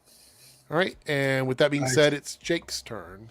So that's actually kind of a nice segue, because my first one was also a Spider-Man run. This one started in 1993. This ran for 14 issues, had a number of different writers, spun across multiple different Spider-Man runs. Spun across Amazing Spider-Man, spun across Unlimited, even bled into Web of Spider-Man a little bit. Had a lot of different characters from Marvel crossover into it, and that is the Maximum Carnage story. Absolutely love that one. Okay. That was definitely one of the darkest Marvel stories that they had at the time. Oh my God. Where they had Spider-Man and Venom, teaming up against Carnage and Shriek. And all these other different characters, made different levels of appearances in it, like Captain America, Black Cat, Iron Fist, Cloak and Dagger, Morbius, Deathlock, the list goes on. They even made a kick-ass video game out of it in 94. That game is so damn good. Play the Maximum Carnage game on SNES if you haven't. It'll probably kick your ass, but play it. Yeah. I just loved how vicious that made Carnage, because like around that same time you were getting the kind of evil but kind of goofy version of him in the cartoons, because they couldn't exactly go the full evil route with him in that one. But I love that story, and I have all 14 issues of it in paperback. Okay. Well, with that being said, 3Dub, what is your first choice? Mine is a very dark. I'm going with an evil version of Batman, and that is Red Death, his origin. Oh. All right. Do you like the evil Batman stuff? I kind of like the fed up version of Batman, and just the suit, just like the horror. This doesn't surprise me because you like Punisher, so I'm not really surprised that you like that a darker, like more gritty Batman. I like some things that are like not normal, so it intrigued me. He's from like Earth 52, and right. It just like the whole dark multiverse just intrigues me. Okay, fair enough. Moving back over to Ronan, what is your second favorite? My second favorite, man, this is hard because it's fucking tough life. I it's one of the most recent stories, but there's a PI story from a distributor called Titan Comics and Hard Case Crime, and it's called Minky Woodcock, the Girl Who Electrified Tesla. Now, I've heard of this. It's a period piece book with a character. Minky Woodcock, she's part of an investigative firm. Her dad in this world was the inspiration for Sherlock Holmes, and like the title says, she bumps into Nikola Tesla, and it surrounds of what happened to him and what she was doing in that era in the 40s, if my memory is right.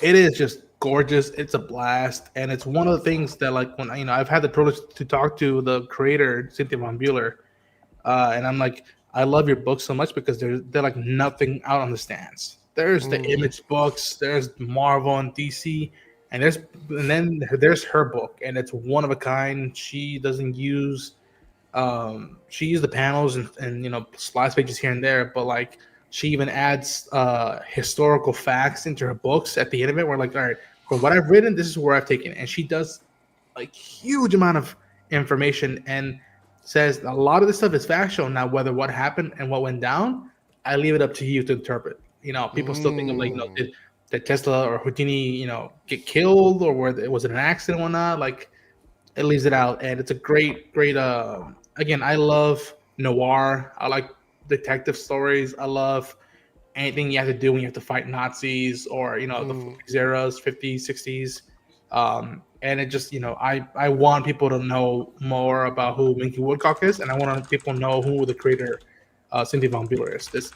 She's done now 3 books with the character, and they are all fantastic. This one's one of my favorites. Okay, so this is really interesting because Jake, I thought you might take this one, but since you've already mentioned something from the Spider-Man era, maybe not. So I'm wondering if you did or you didn't. But I'm going to say it anyway because it's one of my favorites. And it's from 1993. And it's from David Michelini, and it's the Venom Lethal Protector run. And I like this one because it was Mark Bagley doing the art for the first 3 issues, then Ron Lim doing 4 through 6. And I think there was a few other people that were connected to like spinoff stuff from this or other stories connected to this. But this was the Venom's first solo series, and it positioned Venom as an anti-hero rather than a villain. It transformed Eddie Brock from a reactive foe into a proactive, morally complex character, which I really enjoyed. He moves from New York to San Francisco looking for a fresh start. He's drawn into conflicts with corporate greed, mercenary work, deals with San Francisco's underground criminal networks. And this introduces a lot of Venom's lore outside of Spider-Man, which I really enjoyed. So it's like a redefining moment for him. And I do believe, even though they didn't totally pull it off, I think this was a lot of the inspiration for the Venom films that they did. It was a little bit. I remember kind of hating that when I first read it, but then I went back and read it again. I'm like, you know what? Okay, like I looked at it from a different perspective. Yeah. I would have to say that I've read it a few times since it came out, and I think I've had different feelings about it each time I've gone back and read it because it's 6 issues, so it's a 6-issue read. But I actually enjoyed it quite a lot. Have a good night, Jay Bird. Sorry, I just saw that you were heading out, so have a good night. And that brings us to Jake for your next choice. So my next one here, I had a feeling I was probably safe with this one. And this is my favorite story that we have ever gotten for this character. This was also in 1993, funnily enough. And this was done by Matt Hollingsworth and Mark Waid. Oh, Mark and Waid. That is The Return of Barry Allen. That is, and that specific arc, I guess if you want to call it, ran for about 5 or 6 issues, and that was the story that really cemented Wally West in his place as the Flash. That was after Barry disappeared in Crisis, where he was thought to be dead for the longest time, and Wally was the one that was kind of put into that suit, but was at first portrayed as a much slower speedster compared to Barry, who had to eat like 3 times the amount that a normal human does, while Barry never did.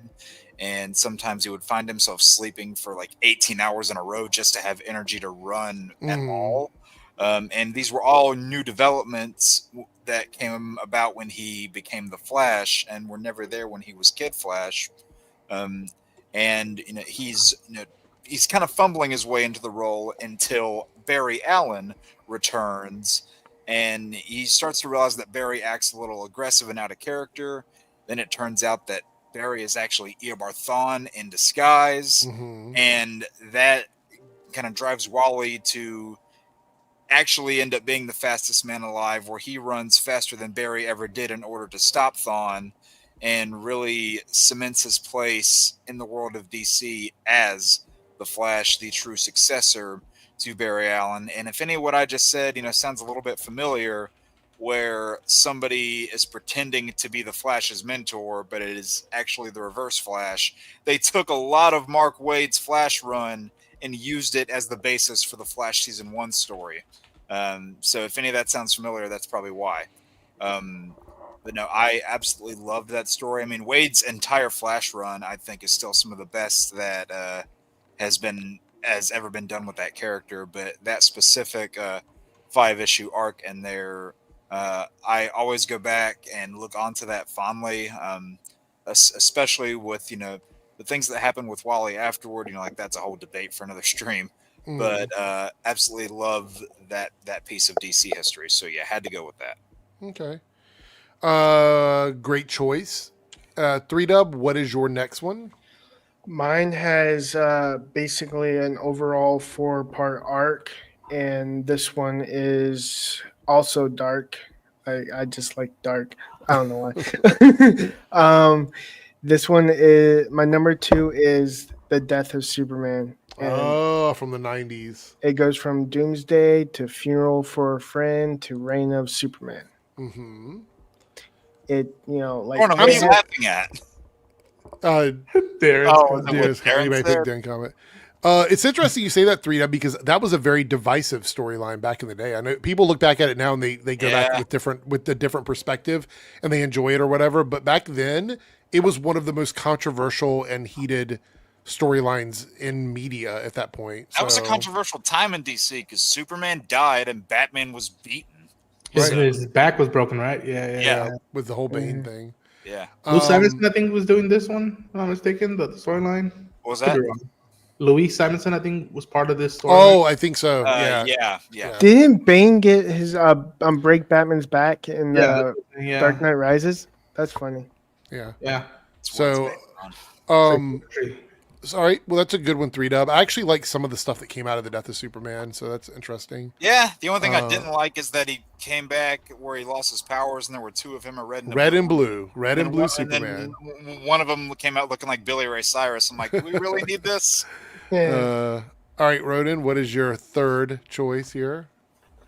You know what? I did Marvel. I've done Titan Comics. I'm gonna give some DC love, and Jake's not gonna know where I'm gonna go with this.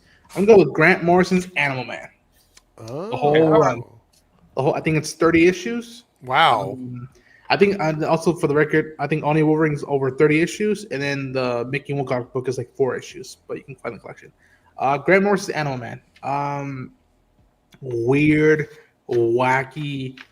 At that time, probably still C to damn near Z-list character. But Mr. Morrison did something so cool with the character, which he brought up his vegetarian stuff. He wanted to talk about, I think for me, what it comes with a superhero who has a family and has ends to meet, and what happens when you're not a billionaire philanthropist guy who can swing off rooftops the whole time, right? Or a guy who's as powerful as a locomotive but is a journalist on the side, and that takes care of the bills. Like, what I love about this run and this character is just an ordinary dude with extraordinary powers, and excuse my language, fucking bizarre situations thrown in. I mean, I've talked to Jake about this, but there's a scenario where he gets severely injured. I say that word severely. And the way he regenerates himself is in the most odd, creepy way possible. And I'm like, there's nothing like this that I've read. It gets meta, very, very mid to later in the storyline. And again, I think this is something. I think James said he's a big Grant Morrison fan, so I feel like this is something that I hope we get to see later on in DCU. And there's a very wholesome moment towards the end. And again, this was during the time of the British invasion, not the music side, but the comic side, where Alan Moore, Neil Gaiman, Brian Bolland were coming over from England to the U.S. to doing amazing stuff, primarily for DC. And I love the costume. One day I'm trying to plan to do my own Animal Man cosplay. And I can't rave about it. I remember I was so, when the bug bit me, no pun intended, to read Animal Man, I was messaging Jake and the guys. I'm like, I have the first 5 issues. And then when I read them, I was like, fuck this, I need to get the omnibus. And I have the omnibus in my shelf. And I just look at it. I'm like, what an achievement, man. Yeah, I kept getting notifications. I'm like, whoa. Yeah, I'm like, people should read this more now. So Harrison was asking again about the joining the membership thing. As far as I know, for everyone, it's either join or subscribe plus that you have an option to do. You're saying that it's not giving you that option on mobile. So not totally sure what the situation is with that. You can try desktop though. When you're on your desktop, you can do it that way. It should work there. Emerald Jade says, is it possible to add a channel in the Discord about time zones and turning the clock back? I don't really know how I would do that as a channel. I could do an announcement about it. I could definitely do it on your own YouTube account. Usually it sets it up that way. My time right now is 11:44 p.m., but I know it's later for y'all on the East Coast. Yeah, it's almost 3 a.m. for me. So, okay, so let me move into my next one. This is number 3, and this is a 2-issue story from 1981. Anybody freaking out yet? Am I? I'm wondering, is it X-Men? Is it New Teen Titans? It's X-Men for sure. Okay. Yeah, and it's called Days of Future Past. There it is. All right. There it is. I've simply not said an X-Men one because I was leaving that for Jake, but then I'm like, wait a minute. I'm trying to, because I read X-Men when I was really young, so I'm trying to go back to my era with it so that I don't take any of Jake's. I know Jake's are going to be a little bit later in the timeline usually. Not as later as you think. Well, we'll see. This is a storyline where they do a time travel tale. I mean, if it sounds familiar, there was a version of it in movies, which is one of the best X-Men movies, honestly.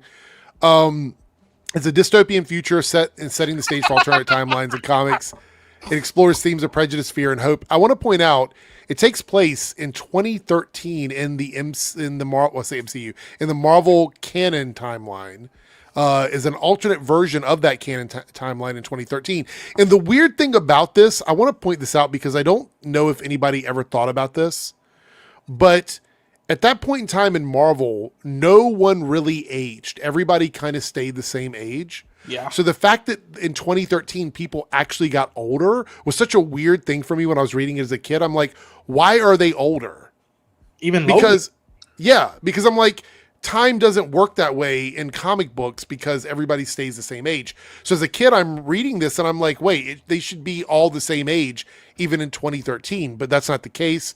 It establishes the Sentinels as like the big threat. I mean, they've been around, but this storyline, you know, with Senator Kelly and stuff, it made it seem like they were just the biggest problem that we're going to have to face with mutants.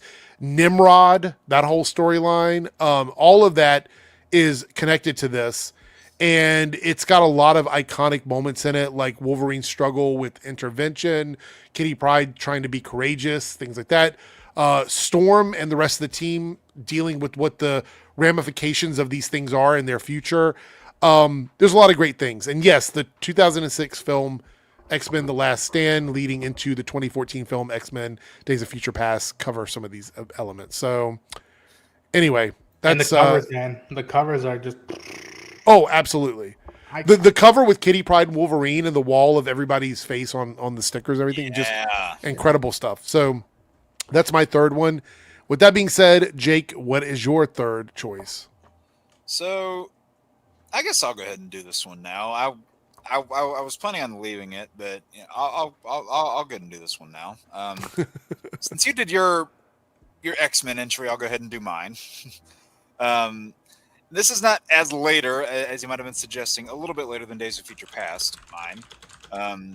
But if I say the decade, this is just going to give it away, so I'm just going to go ahead and lead with the creator. Right. This is essentially Jim Lee's X-Men run that started in like 1991. There it is.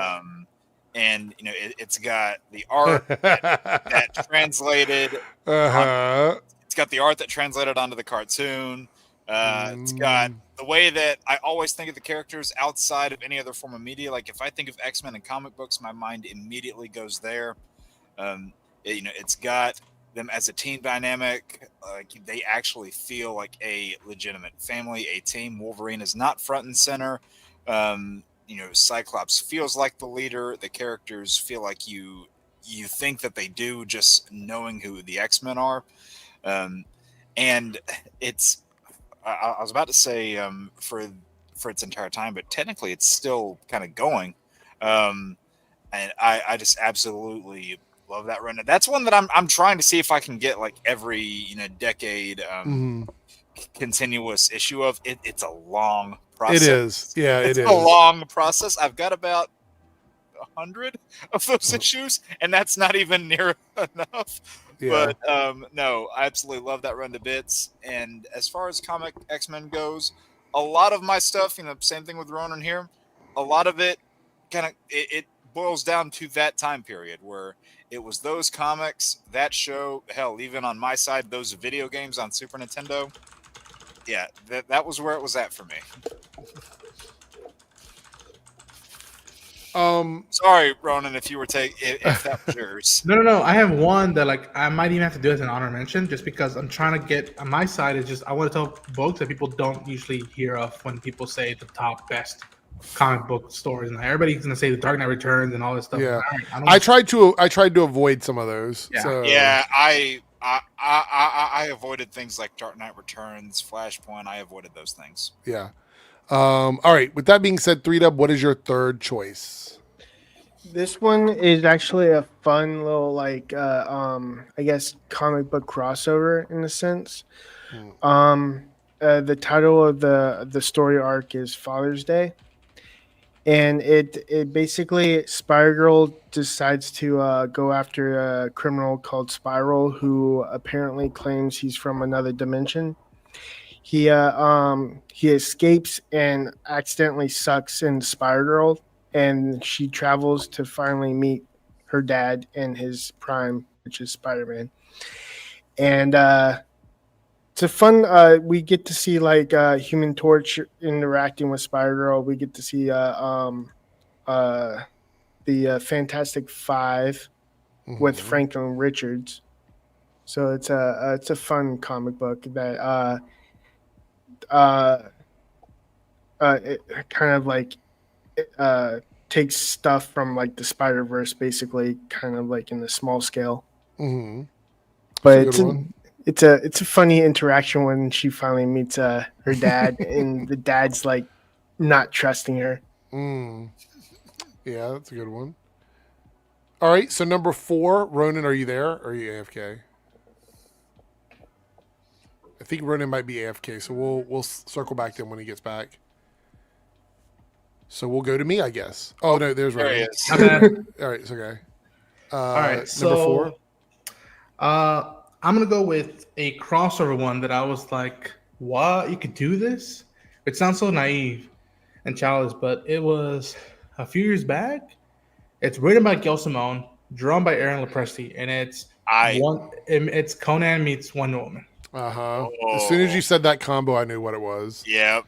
And funny enough, I own at least 3 pages. Wow. Nice. It is some of my most like, unless I'm dying, I will never sell this stuff ever. That's a great one. I'm telling you, y'all, like a lot of stuff is a little bit more modern, but when I was collecting it, man, that is the ecstasy I'm trying to find again with new books. It is me reading it every week, and then in a respective way, tweeting at both Aaron Lopresti and Gail Simone, be like, "How could you do this to me? Like, why would you?" Now, there's a point where like a big reveal is like a plot twist is thrown, and I was like, "How dare you?" And both Mr. Lopresti and Miss Simone were kind enough to like respond. They're like, "Yeah, stick with it, kid," and whatnot. And yeah, it's great. It's a combo of like 2 of the most badass characters in fiction. Needless to say, Mr. Lopresti does some of his best work in this book, along with Death of Hawkman for me, and Gail Simone. I mean, one of the best writers, and not even just comic books, just fiction in general. I just love her writing style, and I think it's only 4 issues, and I'm eager for folks to go pick it up. Go pick it up as a trade paperback and just go read it. It is wholesome, and I'm hoping one day, as an Elseworld story, they can maybe do that. Okay, that sounds good. The next one I'm going to pick is probably, out of everything on my list, maybe the most recent thing, and it's also maybe an obvious one, but I have to drop it because I think it's a really important story if people haven't read it, and that is Grant Morrison and Frank Quitely's All-Star Superman from 2005 to 2008. It's a 12-issue run, and the premise of it is so good. I mean, I think it's I would have to look it up, but I think it got nominated for a ton of awards, and I think it won an Eisner, if I remember correctly, like an Eisner Award. But it's 12 issues. Frank Quitely isn't always my favorite artist, but in this particular run, it's really well done because of the story itself. Like, he's not my go-to. I just think he's got a very unique stamp on his work. And, you know, I know some people are probably going to be turned away by that, but the storyline deals with like the morality of Superman because of getting, I don't want to spoil too much on it because I feel like it's such a good run. I want people to go read it. But the premise essentially, and I won't say how this happens, but Superman is dying. And that's the storyline.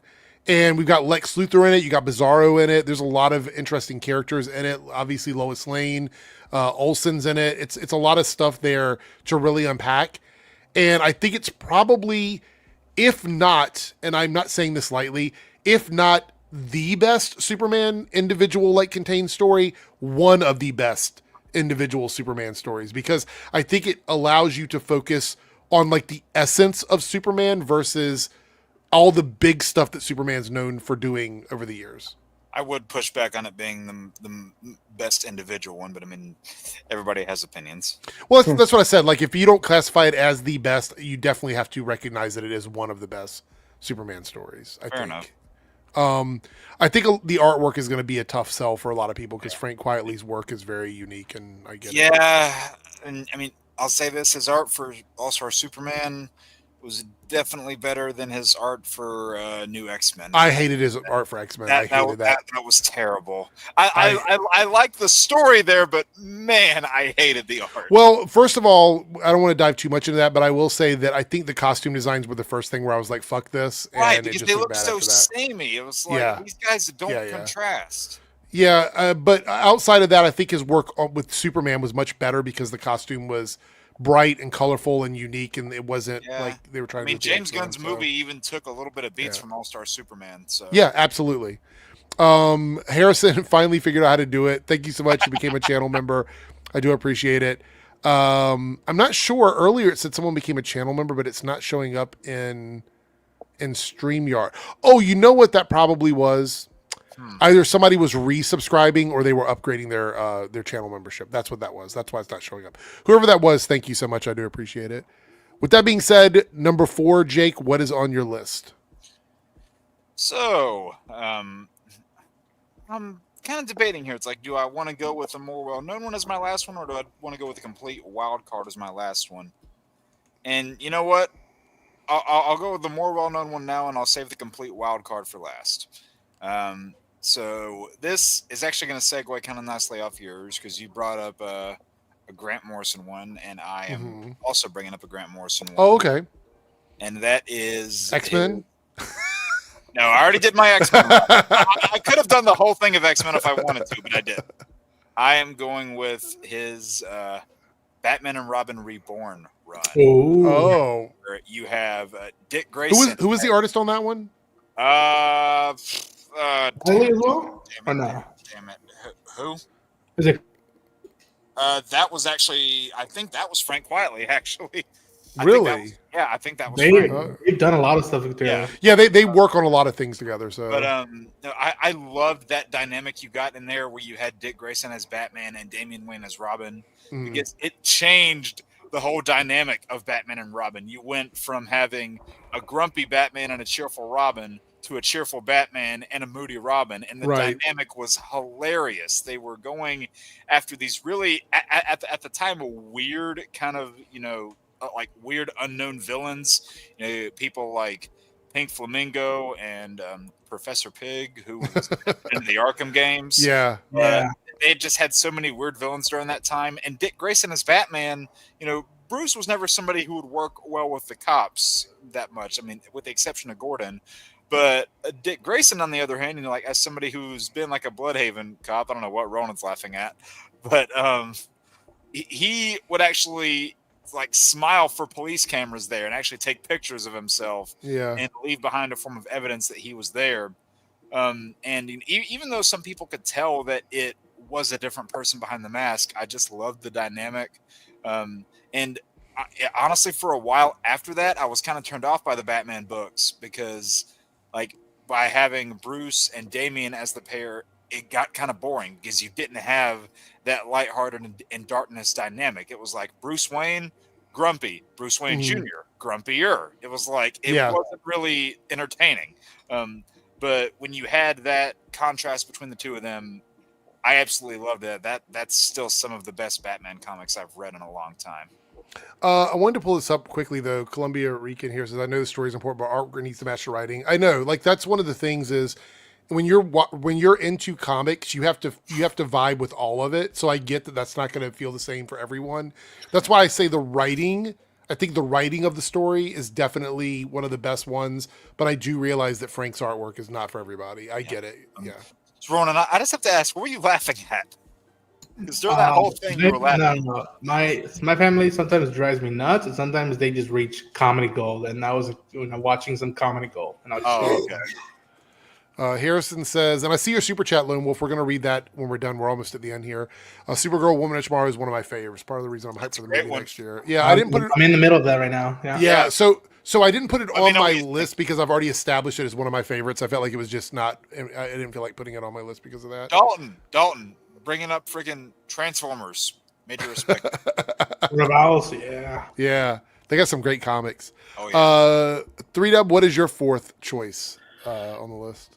My fourth choice is from It's kind of like the New 52, but it's on Marvel, so I'm not actually doing New 52. It's a one character. He has 135 issues. His his date of release is from 2000 to 2014, and that is the Ultimate Spider-Man, Volume 1 through lot. I really like the storyline. I like the art.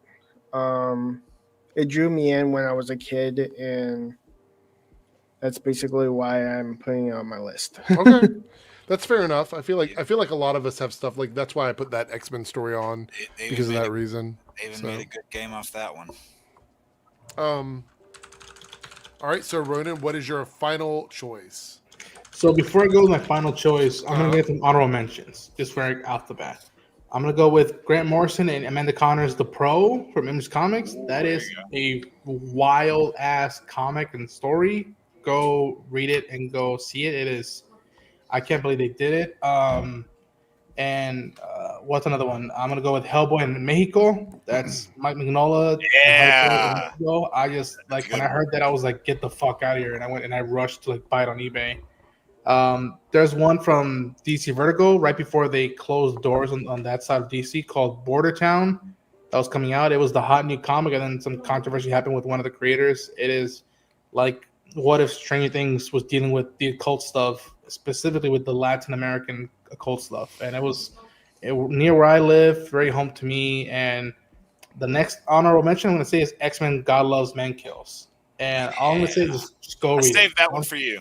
Don't look into it. Just go read it. You'll see some similarities with X-Men 2, but it is something that every fan of comic and art should go read. And my last choice, I'm going to go with probably my favorite comic of all time. It's a book called Barrier by Image Comics. It's written by V. Brian K. Vaughan. I remember that. Marcos Martin, and it's run by it's colors by Munza Vicente. Okay, I haven't seen this one. It is, dude, sci-fi on acid trip. It is like it's like Arrival meets like a great indie movie. Okay, like, it is so good. I'm sold. You got me sold on that already. So yeah, like again, two characters you meet that don't understand each other, and just go read it. It is phenomenal. Okay, so for my last choice, I'm not going to do any honorable mentions. I'm going to save those in case we do another topic later on where I need them. So I'm going to keep those in my back pocket. But this one I wanted to go outside of Marvel and DC, and it is what I consider to be probably the greatest story about these characters in this world. And I would argue I've read a lot of them with the exception of like some of the more like Archie comic stuff or whatever. But it is Teenage Mutant Ninja Turtles: The Last Ronin, which is a 5-issue miniseries. Wait, Ronin is last?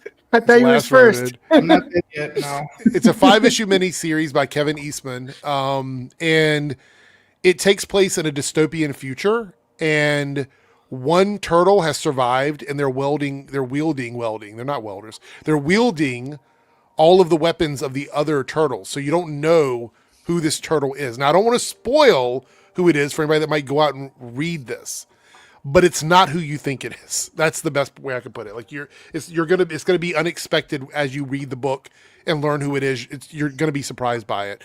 But this takes place in New York. New York is overrun by the Foot Clan. There's some new villains in there.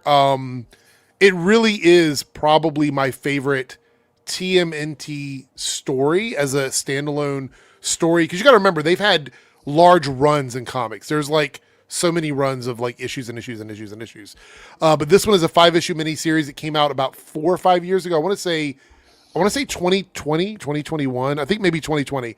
But go over and check it out. It is TMNT: The Last Ronin, and it's a great read. It's 5 issues. You don't have to spend a lot of time on it. It takes place in a future, so it's really kind of its own self-contained story. So there we go. That's my last one, and that brings us to Jake with your final comic book storyline. So, like Ronan, I'm just going to hit a couple honorable mentions out here because I don't know if we're going to do this one again, but I'm going to just throw a couple of these out. I have a Hellboy one in my honorable mentions also. And this is Hellboy, The Corpse in the Iron Shoes. Oh, yeah. Fucking love that one. It's such a unique premise where he has to find this family or help this family retrieve their stolen child from these mystical fairies, and it's a lot of supernatural. It's like a supernatural obstacle course, basically. But then they throw in a lot of folklore and stuff in there too, and that threw me off. I'm like, oh, okay, I didn't expect this to mix that well with a character like Hellboy, but I got more and more immersed into that, and I'm like, holy shit, this is awesome. So definitely give that a read. It's one of the best Hellboy stories. It was like, what, 2011, I think, somewhere around there is when it was published. Okay. It's not that many issues, so it's like 2 short stories put together, so definitely give that a read. And last honorable mention, this one ran for about a month. It's another DC one, and that is Robin War. And I got a lot out of that one personally because it kind of puts like 2 pairs of Robins. It pits them against each other, and it's when Tim has lost. I think it's Stephanie, and I think Connor is the other one that's lost. I hope I'm not getting that wrong. It's Stephanie and somebody. I can't exactly remember who's lost, but it really it kind of teaches everybody that life is this precious gift, and it still has one of my favorite exchanges between Dick and Tim, where he wants to bring Stephanie and again I think it's Connor back through. He wants to bring them back through the Lazarus pit. But it's also there's like his whole family that he wants to bring back, and Dick says, if you bring back one of them, then you'll want to bring back all of them, and you can't bring back all of them, so don't bring back one. And that hits hard. That really hit right there because like that. I'm not gonna lie. At that point in my life, it kind of hit home. And my last one that's on here that's not an honorable mention. This was the one that I said was a wild card that I had a feeling people were not going to know what this was at all. And this is not really a comic. It's more just like a full graphic novel.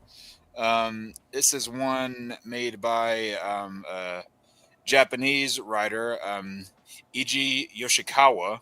This is called Vagabond. And I think Ronan's familiar with that because I just saw a big smile on his face. I have a relative who's been telling me go read Vagabond, like go read it because they know I'm into the samurai stuff. I'm like, dude, I need to be in the right mood to get into that stuff. But like, it's on my list. Yeah, give Vagabond a read because it gives you that perspective of somebody who is not really a man of tradition, kind of on their own plane of existence from the rest of the world, even though they're right there in the rest of the world. You can tell it's got some inspirations from films like Yojimbo. That was a big push for me. I was like, oh, this is basically like Yojimbo in book form because I had seen that film when I was going through college. Then I read that book. I'm like, oh my God, this is exactly what I watched on a film, but I get pages and pages of this in a book. I want to see if I can track down an actual copy of it because I read it or I borrowed it from my public library years ago, and I feel old saying that because people don't do that anymore. But I remember I renewed that graphic novel from my library at least 3 times. Like I rented it out as much as they would let me.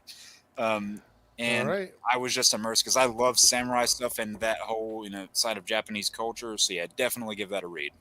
I hope the chat's been taking notes. There's been a lot of really good things talked about on the stream. And now we come to 3W, 3Dub, 3W Creative Crusader in the house. What is your final choice?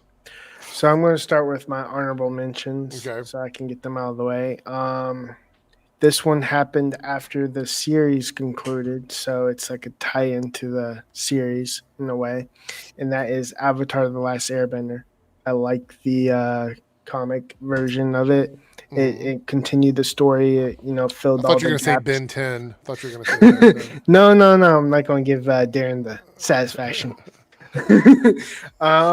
My second honorable mention is Avengers versus X-Men. Okay. I love that overall That's I not love bad. That's that. a good one, actually. So, And this one is also going to be a little like Jake, which is a manga, which it's my first and only manga that I actually read all the way through. And it turned into a graphic novel, which I like. I've like read it like 17 times. So oh my god, it has an interesting story. Even the TV show doesn't give it like fully justice, but the anime doesn't give it fully justice, but it does tackle like the main plot. So, and that is Solo Leveling. oh, Okay, Yeah, that one's yeah, blowing yeah. up now in anime. yeah. So, all right, great list from everybody. So, hope you guys again took your notes. Let's go through and see. We got one super chat and a few Should ask them comments to rate here. our lists. Yeah, okay, guys, rank our list. If you're paying attention, rank our list 1 to 4. 1 being the best, 4 being the least best. I'm not going to say worse because I don't want to. Right, so but we do have a super chat here from Lone Wolf, $5 super chat. X-Men Fatal Attraction, great one. House of M, another great one. That.